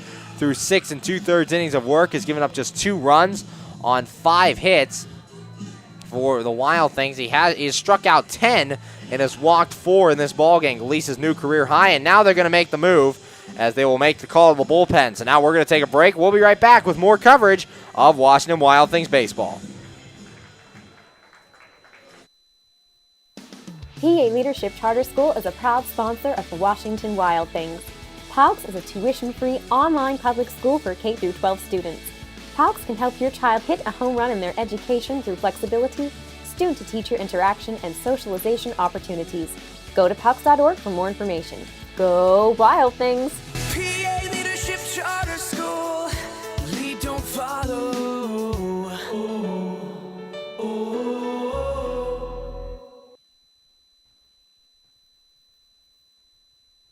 You just never know how your day is going to go. The same holds true at Penn Station East Coast Subs. For some unsuspecting spuds, they start their day as Idaho potatoes, only to be transformed into hand-hewn fries. Unlucky for them, good for you. However, both your days get better because the fries get a sidle up next to a perfectly grilled Philly cheesesteak. Then, on their way to their final resting place, they get bathed in citric nectar, our signature lemonade. Wherever your day takes you, we recommend Penn Station be one of the stops. We're back here on the MSA Sports Network's coverage of Washington Wild Things baseball. Still in the bottom of the 7th here with 2 men out and a runner at first for your Wild Things. And the normal Cornbelters lead this one by the score of 6-2. New pitcher into the game as they'll go with the left-hander Casey Brown. Brown appearing in his 3rd game for the normal Cornbelters. No record, no ERA. Has thrown 3 1/3 innings of work, not giving up a hit or a run or any earned runs, walking 3 and striking out 2. Book not officially closed on Charlie Galise to this point, but so far 6 2/3, 2 runs, both earned on 5 hits, 4 walks, and 10 strikeouts on the night. So Casey Brown into the game, and the first man he's going to face in this one is the center fielder, Chris Grayson. Grayson to the plate, has one hit on the night, 1 for 1. Also walked twice in this game. He singled and has stolen 3 bases on the night to up his total to 8 stolen bases on the season. Grayson making his way to the plate. The runner at first is Andrew Heck. Heck reaching on the infield single off of the foot of the starter, Charlie Galise. So Chris Grayson stepping in. Casey Brown newly inserted in the game for the Normal Cornbelters. Casey Brown looks in to his catcher, Dylan Kelly. Brown has his sign, he's set, and the pitch on the way to Grayson. And this one lined into left field, and that'll get down for a base hit. Grayson's second hit of the night. Andrew Heck thought about going to third, but a strong throw from Dylan Hopp will hold him at second base. There's runners at first and second here with 2 men out. Back-to-back 2-out singles for the Wild Things, and that'll bring to the plate the designated hitter, Ricky Rodriguez. And that'll bring manager Brooks Carey back out of the Normal Cornbelters dugout. And looks like we'll have another move to the mound here. Casey Brown brought in to face the left-hander Chris Grayson. Doesn't get his job done, so he will be taken out of the ball game here by manager Brooks Carey. Going to take another break here on the MSA Sports Network. We'll be right back. The score, Normal Cornbelters 6 and your Washington Wild Things 2. When looking to replace your athletic field, choose ProGrass, first in turf. ProGrass has installed over 500 fields in the U.S. Getting the best artificial turf for your field depends upon both the product and the partner you choose. That's why architects, athletic directors, and players choose the ProGrass Performance System. ProGrass maintains an active presence in the field turf industry as members of the Sports Turf Management Association and the American Sports Builder Association, and is proud to be recognized as a FIFA preferred manufacturer. Call ProGrass today at 866-270-6003 or visit them on the web at www.progressturf.com. ProGrass, first in turf. We're back here on the MSA Sports Network's coverage of Washington Wild Things baseball. Current score, Normal Cornbelters 6 and your Washington Wild Things 2 as we're in the bottom of the 7th with 2 men out. Wild Things have runners at first and second. Andrew Heck, the runner at second, and Chris Grayson, the runner at first. Both back-to-back 2-out singles here in this bottom of the 7th inning.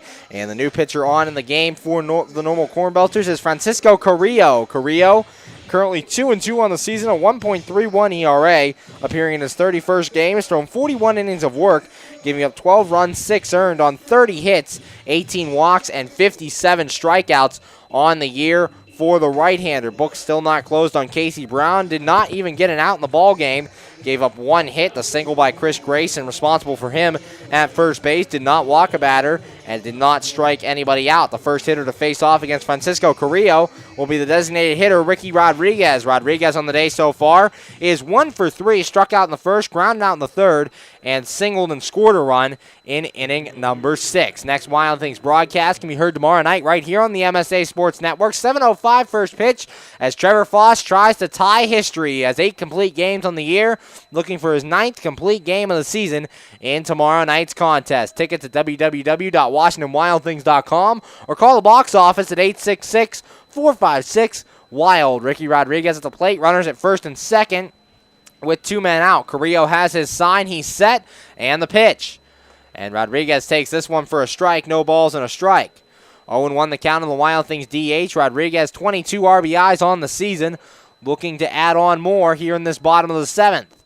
Carrillo looking in, has his sign, he's set, checks second, and the no ball 1 strike pitch. And that one swung on and missed by Rodriguez, going out of the zone for that pitch, and the count goes to 0-2. No balls, 2 strikes, 2 men out, bottom of the 7th, 6-2. The Normal Cornbelters lead over your Wild Things. Carrillo looks into Kelly. Has his sign, he's set. Checks Heck at second, and the no ball 2 strike pitch. That one's outside. Rodriguez laying off, and the count goes to 1 ball and 2 strikes. 1-2 the count on Rodriguez. 1 of 4 All-Stars on this team for your Washington Wild Things is Rodriguez, Popkins, Trevor Foss, and Zach Groats representing the team in Florence, Kentucky earlier this month. Carrillo has his sign, checks second, and the 1 ball 2 strike pitch.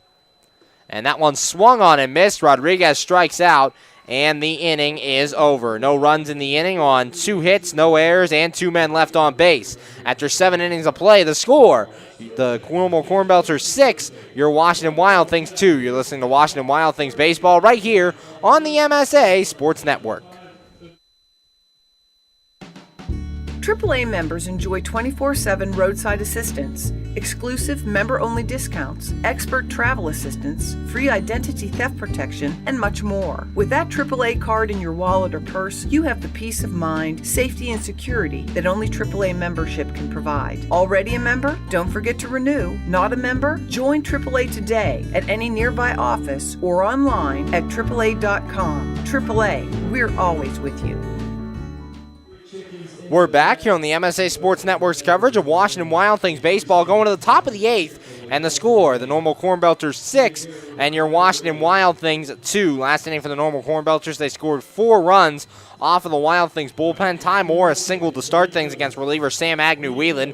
Then Justin Fletcher, a sacrifice bunt, moved into second before Santiago Sereno came through with an RBI double, scoring Morris and making the score 3-2 Normal Cornbelters. Next batter, Aaron Dudley would single, and there'd be runners at first and third with just 1 man out. That would be all for Agnew-Whelan. Agnew-Whelan on the night ended up going a third of the inning, giving up 3 runs, all earned on 3 hits. No walks, no strikeouts. Andrew Wick would then come in the game and gave up a 2 RBI triple to Nolan Meadows, scoring both Sereno and Dudley. That made the score 5-2 Normal Cornbelters. Next batter, Dylan Hott would ground out, and then Craig Laprie came through with an infield RBI single off the foot of Andrew Wick, rolled up his body, and stayed in the air for a while in the infield, allowing Laprie to reach with 2 men out. It was 6-2 Cornbelters, and then Dylan Kelly struck out to end the inning. Due up here in the 8th against Andrew Wick, Brandon Roberts, Ty Morris, and Justin Fletcher, 8-9-1 against the Wild Things. Right-hander is making his way to the plate. Is that third baseman Brandon Roberts?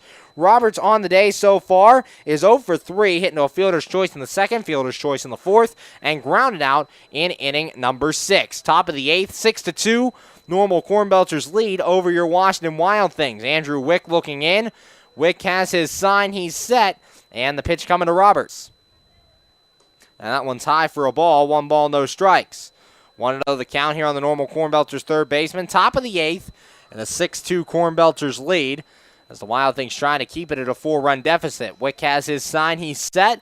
And the 1 ball, no strike pitch. And that one's in there for a strike on the inside corner. Count goes to 1-1. 1 ball, 1 strike here on Brandon Roberts. Roberts drove in the go-ahead run in last night's ball game with a sacrifice fly. Wick has his sign and the 1-1.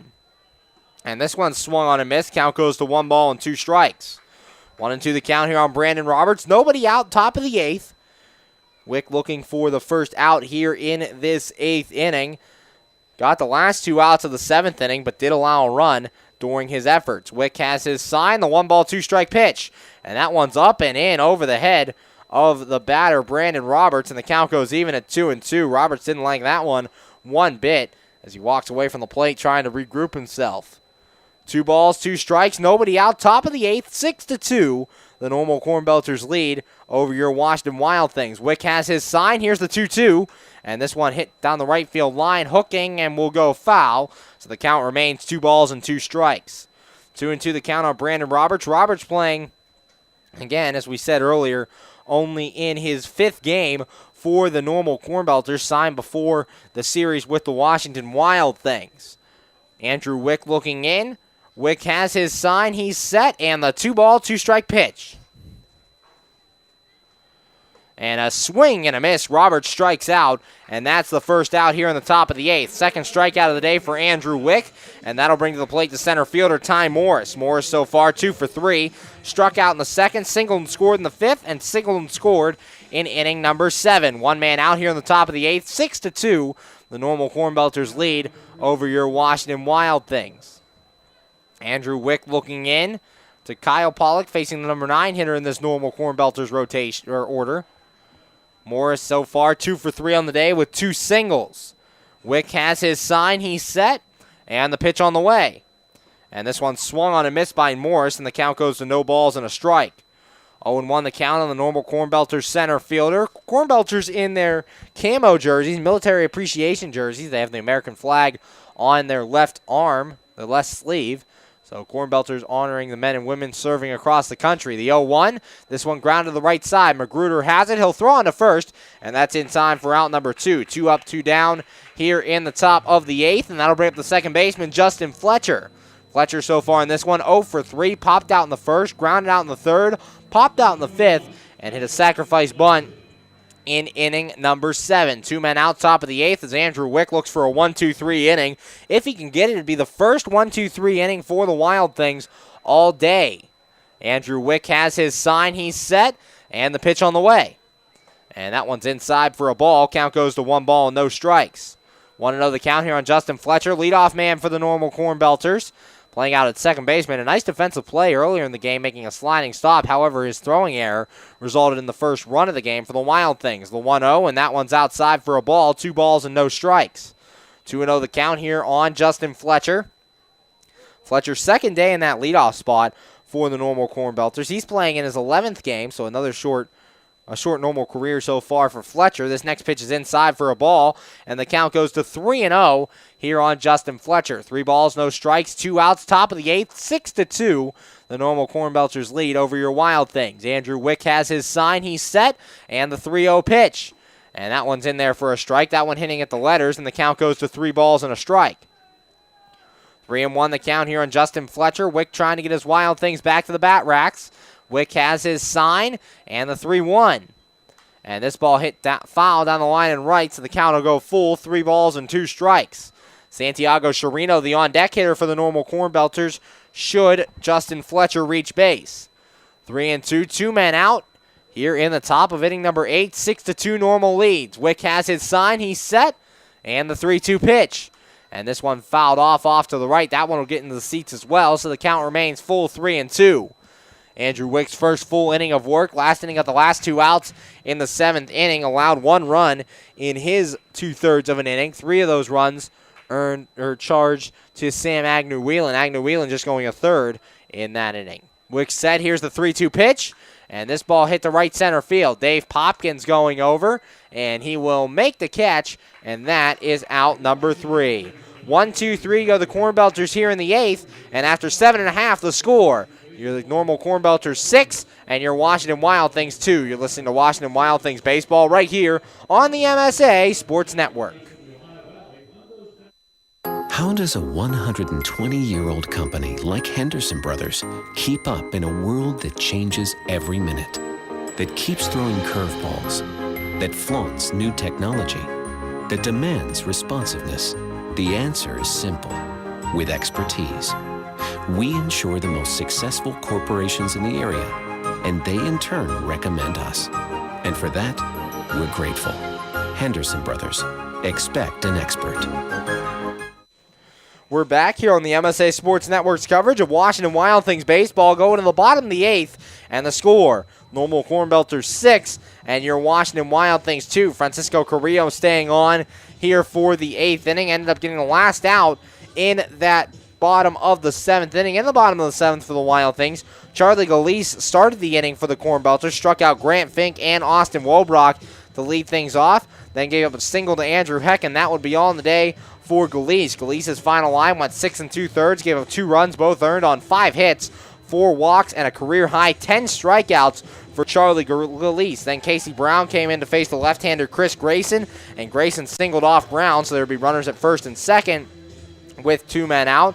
That would be it for Casey Brown. Brown went no innings plus, giving up 1 hit, no runs, no earned, no walks, and no strikeouts before Francisco Carrillo came in and struck out Ricky Rodriguez to end the inning. Due up here in the 8th for the Wild Things against Carrillo will be Dave Popkins, Jimmy Yezzo, and Kyle Pollock, 4, 5, and 6 against the right-hander. Dave Popkins making his way to the plate, and Popkins so far on the day is 0 for 2, struck out in the first, walked in the 4th, and grounded out in inning number 6. Nobody out, bottom of the 8th. Popkins leads the team in both home runs and RBIs, 10 home runs on the season and 33 RBIs. Francisco Carrillo looking in to start this bottom of the 8th inning.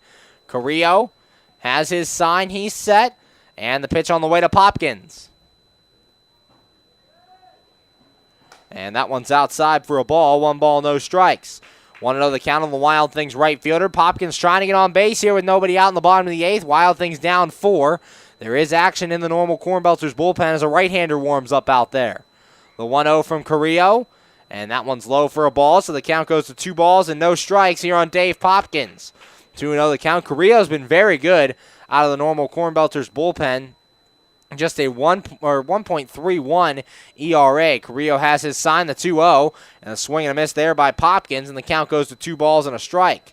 Last night, Dave Popkins hit his 10th home run of the year, crushed it over the center field wall. That gave the Wild Things a 1-0 lead in that one. Carrillo has his sign, he's set, and the 2-1. And that one's inside for a ball, so the count goes to 3 balls and a strike here to Dave Popkins. Popkins trying to get on to lead things off here in the bottom of the 8th for your Wild Things as they try to fight back in this one. Carrillo has his sign and the 3-1 pitch. And it's inside ball 4, so Dave Popkins walks. Popkins' second walk of the day, and he's on to lead things off here in the bottom of the 8th. That'll bring up the first baseman, Jimmy Yezzo. Yezzo so far 0 for 3, struck out in the 2nd, struck out in the 4th, and grounded out in inning number 6. Now, Carrillo's last time out was against the Lake Erie Crushers, won a scoreless inning, giving up just 1 hit and striking out 1 in that one.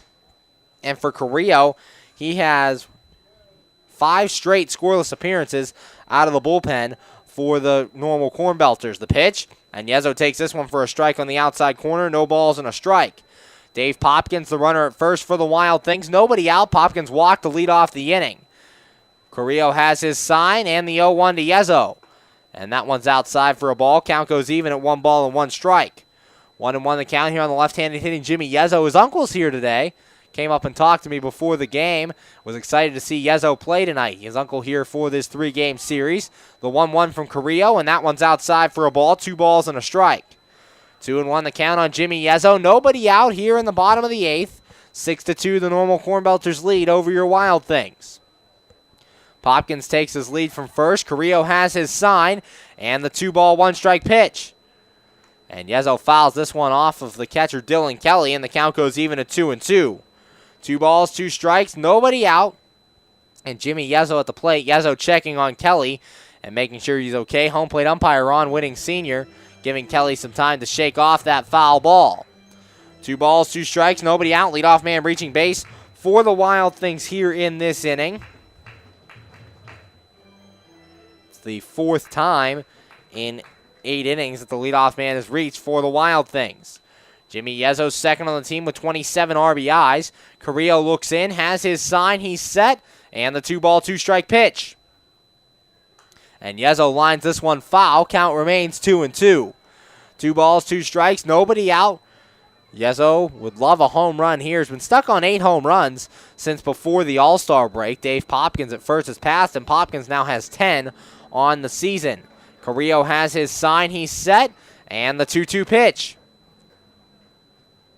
And a swing and a miss there by Yezzo. He strikes out, and that's out number 1 here in the bottom of the 8th. 3rd strikeout of the day for Jimmy Yezzo. 2nd strikeout on the mound for Francisco Carrillo, and that'll bring up the catcher, Kyle Pollock.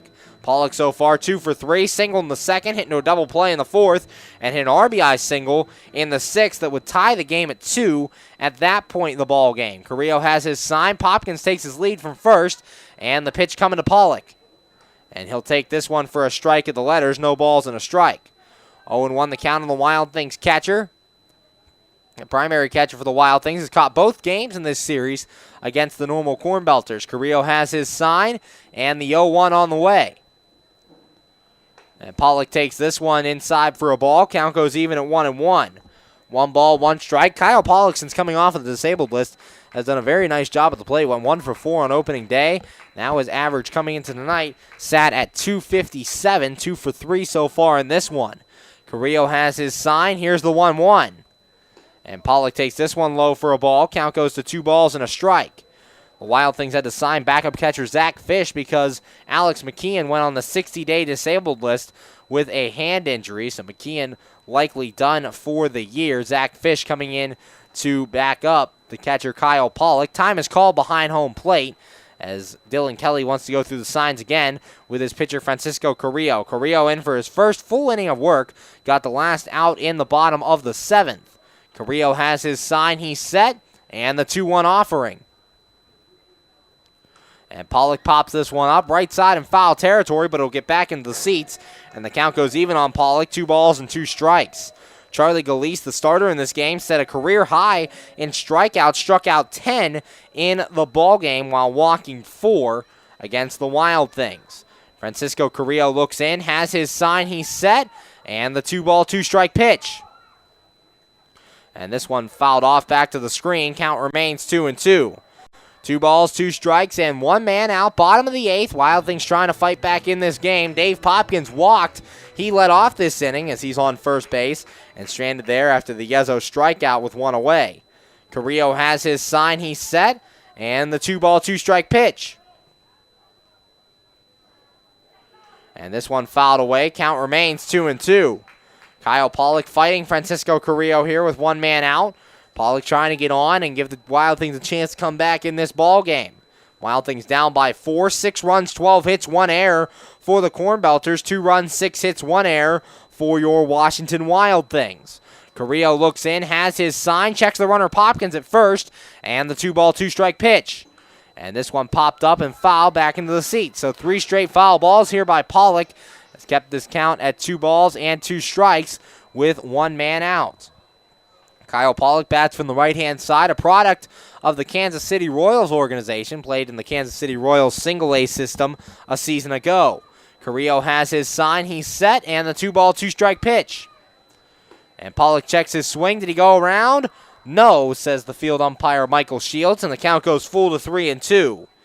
3 balls and 2 strikes with 1 man out. The on-deck man is Jamadrick Magruder should Kyle Pollock gets on base. 3 balls, 2 strikes, 1 man out, bottom of the 8th. Carrillo looking in. Has his sign, he's set, and the 3-2 on the way to Pollock. And that one's inside, ball 4. So Kyle Pollock walks, second walk of the inning for Francisco Carrillo. Dave Popkins moves up to second, and there are runners at first and second with 1 man out for the second baseman, Jamadrick Magruder. Magruder on the day so far, 0 for 2, flew out in the second, walked, and stole 2 bases in the 5th, and hit into a fielder's choice in inning number 6. Looking to come through with a runner in scoring position here and 1 man out. Wild Things need to claw back at this lead, down by 4, as the Cornbelters lead 6-2. Magruder was your walk-off hero last night as he was, hit by a pitch with the bases, loaded. Carrillo has his sign, checks Popkins at second, and the pitch on the way to Magruder. And that one's in there for a strike at the knees, no balls and a strike. 0-1 the count on the Wild Things second baseman. Has 5 RBIs on the year for the Wild Things. Signed 2 days before the All-Star break back on July the 9th. Carrillo has his sign, checks second, the 0-1. And Magruder takes this one way inside for a ball. Count goes even at 1 ball, 1 strike. Carrillo not able to find his control here in this inning. 2 walks in the inning, as well as a strikeout. The strikeout of Yezo is the only out so far in the inning. Carrillo set, checks Popkins at second, and the 1-1 on the way. And Magruder takes this one low. Count goes to 2 balls and a strike. 2-1 the count here on Jamadrick Magruder. 1 man out, bottom of the 8th inning, 6-2. The normal Cornbelters lead this one. Francisco Carrillo came in to get the last out in the bottom of the 7th in for his first full inning of work here in the 8th. However, there is action in the normal Cornbelters bullpen. Carrillo looks in to Dylan Kelly. Has his sign, he's set. And the 2-ball, 1-strike pitch after a check to second. Here it is. And Magruder lines this one into right field. Coming in as Meadows. He's not going to be able to make the catch. Popkins will be held at third, so the bases are loaded for the Wild Things. After the single by Magruder, they are loaded with 1 man out, and that brings to the plate the third baseman, Grant Fink. And Fink represents the tying run for your Washington Wild Things. Dave Popkins stands at third. He walked.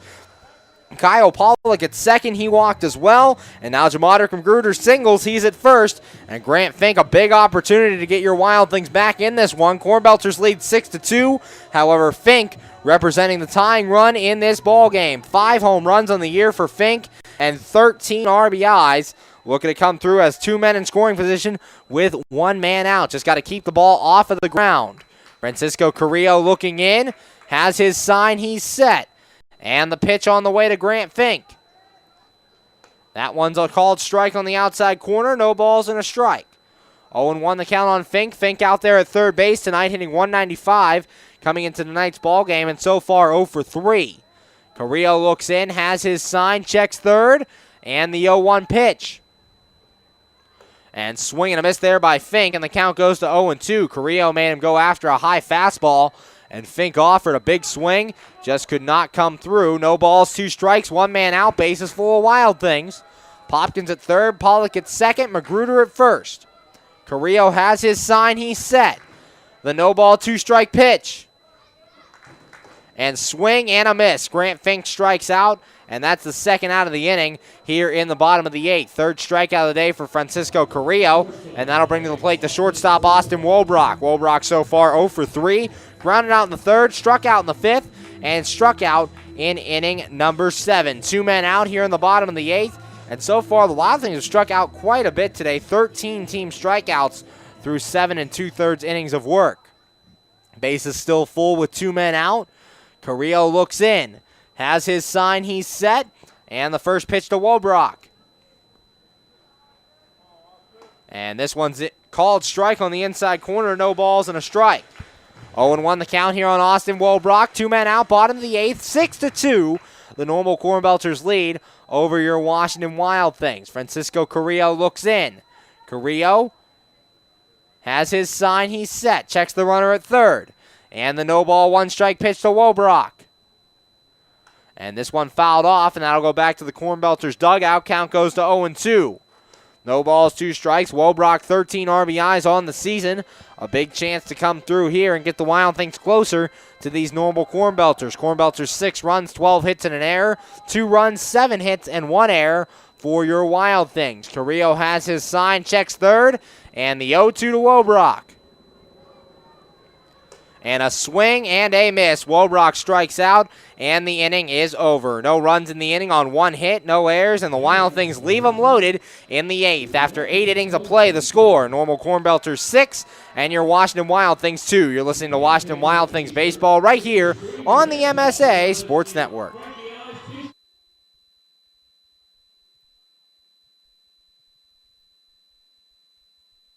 This is Hines Ward. If you're a high school sports fan, the place to go all year round is the MSA Sports Network. Log on every day to www.msasports.net for the schedules, the scores, the standings, the rankings, and of course, all of the broadcasts includes exclusive Whitfield playoffs and championship action. Anytime, anywhere, always there, the MSA Sports Network. We're back here on the MSA Sports Network's coverage of Washington Wild Things baseball, going to the top of the 9th, and the score, the normal Cornbelters 6 and your Washington Wild Things 2. Last inning for Andrew Wick. The first 1-2-3 inning of the ball game as Brandon Roberts struck out to start things, and Ty Morris grounded out, and Justin Fletcher flew out to end the inning. Due up here in the 9th against Wick, Santiago Chirino, Aaron Dudley, and Nolan Meadows, 2, 3, and 4. Wick, in his second full inning of work so far, has thrown an inning and 2/3 innings of work, has struck out 2 so far in the contest, given up a run it was earned, and has not walked a batter in his time on the mound. Next Wild Things home game tomorrow night, 7:05 first pitch.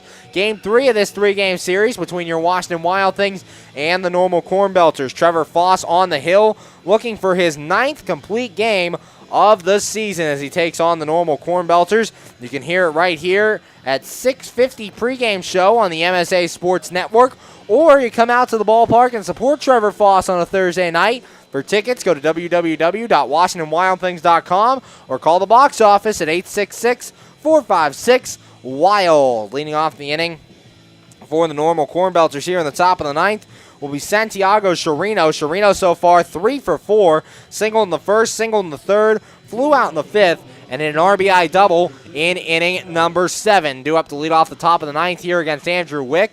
There is action in the Wild Things bullpen just in case, as Ashton Parrott is warming up out there for your Wild Things. Nobody out, top of the 9th, 6-2. The normal Cornbelters lead over your Washington Wild Things. Andrew Wick in there for his second full inning of work. Wick has his sign, he's set, and the pitch on the way. And that one's on the inside corner for a strike, no balls and a strike. 0-1 the count here to Santiago Chirino in the top of the 9th. Wick looks in, has his sign and the 0-1. And Chirino line drive at Wobrock. Wobrock handles it on a hop throw to first. And what a play by Austin Wobrock. That ball blistered to shortstop. Wobrock going into a slide, handling it on the hop, and firing a strike to first base for the first out here in the top of the ninth. That'll bring up the first baseman, Aaron Dudley. Dudley so far 2 for 4, flew out in the first, struck out in the third, hit an RBI double in the fifth, and singled and scored a run in inning number 7. One man out, top of the ninth. 6-2, Normal Cornbelters lead over your Wild Things. Wicks pitch, and that one's in the dirt for a ball. 1 ball, no strikes. 1-0 the count here on Aaron Dudley. One man out, top of the ninth. Andrew Wick trying to get his team to the bat racks in the bottom half of the inning as they'll try to come back for another walk-off win. Wick has his sign, he's set, and the 1 ball, no strike pitch. And this ball popped up, foul off to the left. It'll get back into the seats, and the count goes to 1-1. 1 ball, 1 strike, 1 man out here in the top of the ninth. 6-2, the Normal Cornbelters lead. Dudley has an RBI on the day. It's his 52nd RBI of the season for the Normal Cornbelters. Andrew Wick looking in. Wick has his sign. He's set. And the 1 ball, 1 strike pitch. And Dudley takes that one outside for a ball. Count goes to 2-1. 2 balls and a strike. Wick has been a little wild out of the bullpen today, but has not walked a batter to this point. Wick has his sign. He's set. And the 2 ball, 1 strike pitch. And that one's high, ball 3, so the count goes to 3 balls and a strike. 3-1 the count here on Aaron Dudley. 1 man out, top of the ninth. 6-2, the Normal Cornbelters lead over your Washington Wild Things. Andrew Wick looks in. Wick has his sign. He's set. And the 3 ball, 1 strike pitch. And this ball fouled off to the left, so the count will go full 3-2. Nolan Meadows, the on-deck batter for the Normal Cornbelters. 3 balls, 2 strikes, 1 man out here in the top of the ninth. Andrew Wick facing off against Aaron Dudley. Wick has his sign, he's set, and the 3-2 pitch. And that one's outside, ball 4. Wick's first walk of the day, a 1-out walk, and there's a runner on for the Cornbelters here in the top of the ninth. That'll bring to the plate the right fielder, Nolan Meadows. Meadows so far in the day is 1 for 4, flew out in the first, popped out in the third, struck out in the fifth, and hit a 2 RBI triple in inning number 7. 6-2, the Normal Cornbelters lead over your Washington Wild Things here in the top of the ninth. Wick trying to get a scoreless ninth inning in and get his team to the plate.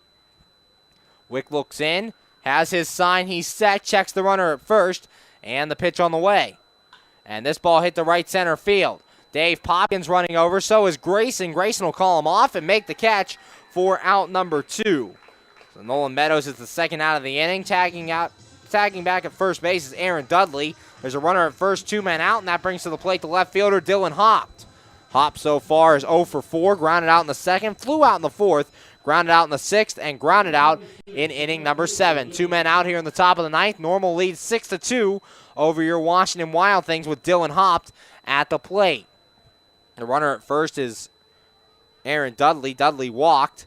And Wick has his sign, checks Dudley over there, and the pitch on the way. And that one's in there at the knees for a strike, no balls and a strike. 0-1 the count on Dylan Hopt. Hopt was ejected from last night's ball game. Played for the University of San Diego earlier this season. Andrew Wick has his sign, he's set, and the no ball, 1 strike pitch. And Hopt takes this one low for a ball. Count goes even at 1-1. 1 ball, 1 strike on the Normal Cornbelters left fielder. 6-2, the Normal Cornbelters lead over your Washington Wild Things. Runner at first is Aaron Dudley. Andrew Wick has his sign. He's set. Checks Dudley at first. And the pitch on the way here to Dylan Hopt. This one grounded towards third. Grant Fink will handle it. He'll throw to second, and it's in time for out number 3. Fielder's choice, 5-4 on the putout, and it ends the inning. No runs in the inning on no hits, no errors, and nobody left on. After 8.5 the score, Normal Cornbelters 6, and your Washington Wild Things 2. Wild Things trying to come back in the bottom of the ninth, 4 to tie, 5 to win. You're listening to Washington Wild Things baseball right here on the MSA Sports Network.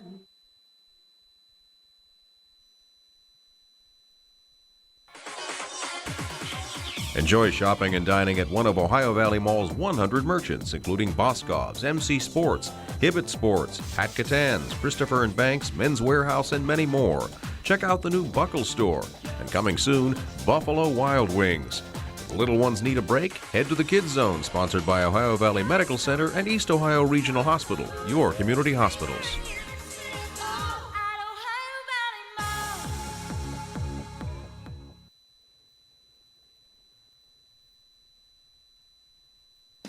PA Leadership Charter School is a proud sponsor of the Washington Wild Things. PALCS is a tuition-free online public school for K-12 students. PALCS can help your child hit a home run in their education through flexibility, student-to-teacher interaction, and socialization opportunities. Go to PALCS.org for more information. Go Wild Things! PA Leadership Charter School. Lead, don't follow.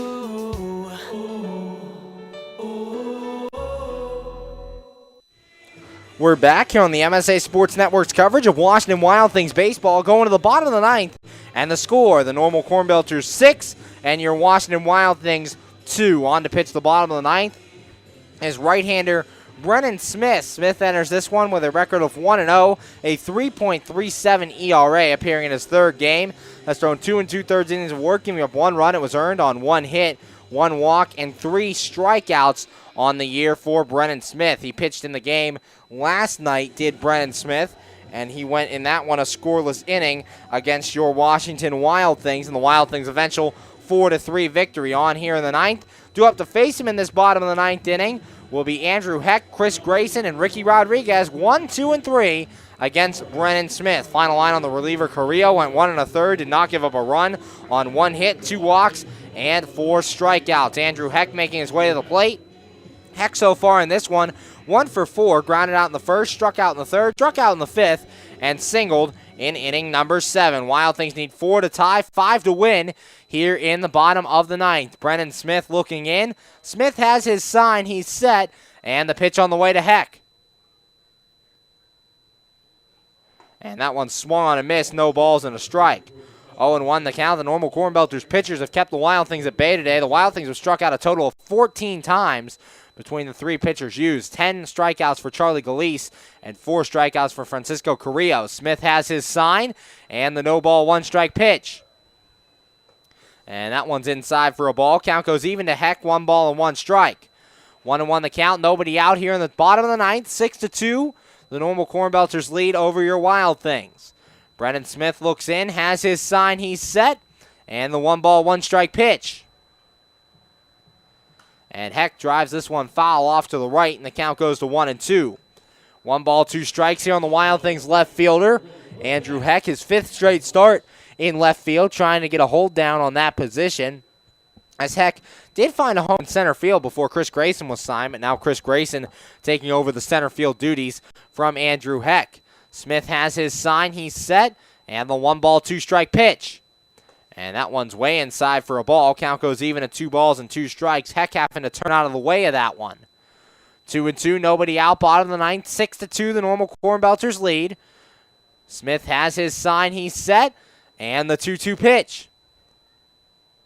And that one's a called strike 3. Andrew Heck strikes out, and that's the first out here in the bottom of the ninth. So Heck strikes out for the 3rd time today, and that brings up the center fielder, Chris Grayson. Grayson so far 2 for 2.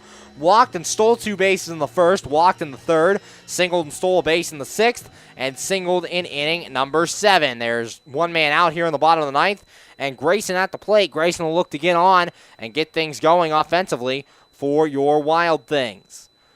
Brennan Smith looks in. Smith has his sign, he's set, and the pitch on the way to Grayson. And that one's in there for a strike on the outside corner. No balls and a strike.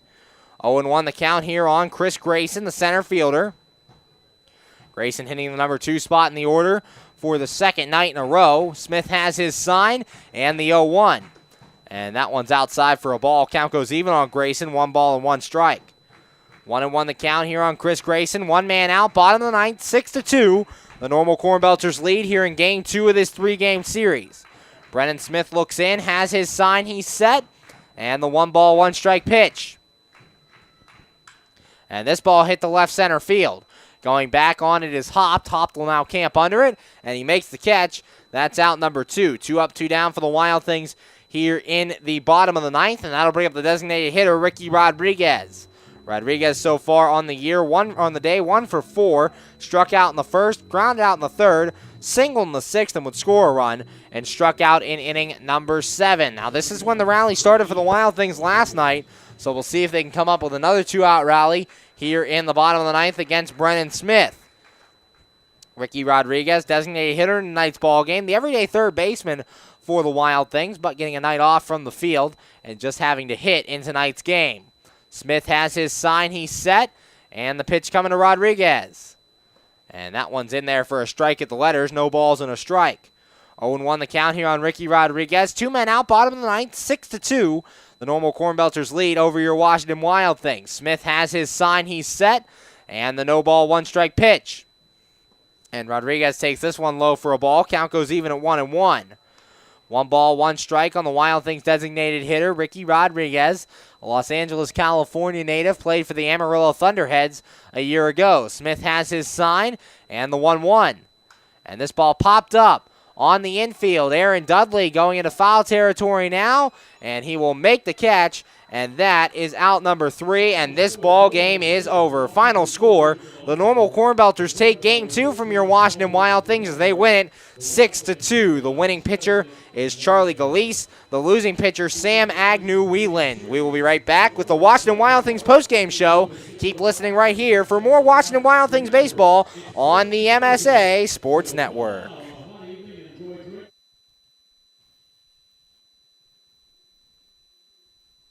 You just never know how your day is going to go. The same holds true at Penn Station East Coast Subs. For some unsuspecting spuds, they start their day as Idaho potatoes, only to be transformed into hand-hewn fries. Unlucky for them, good for you.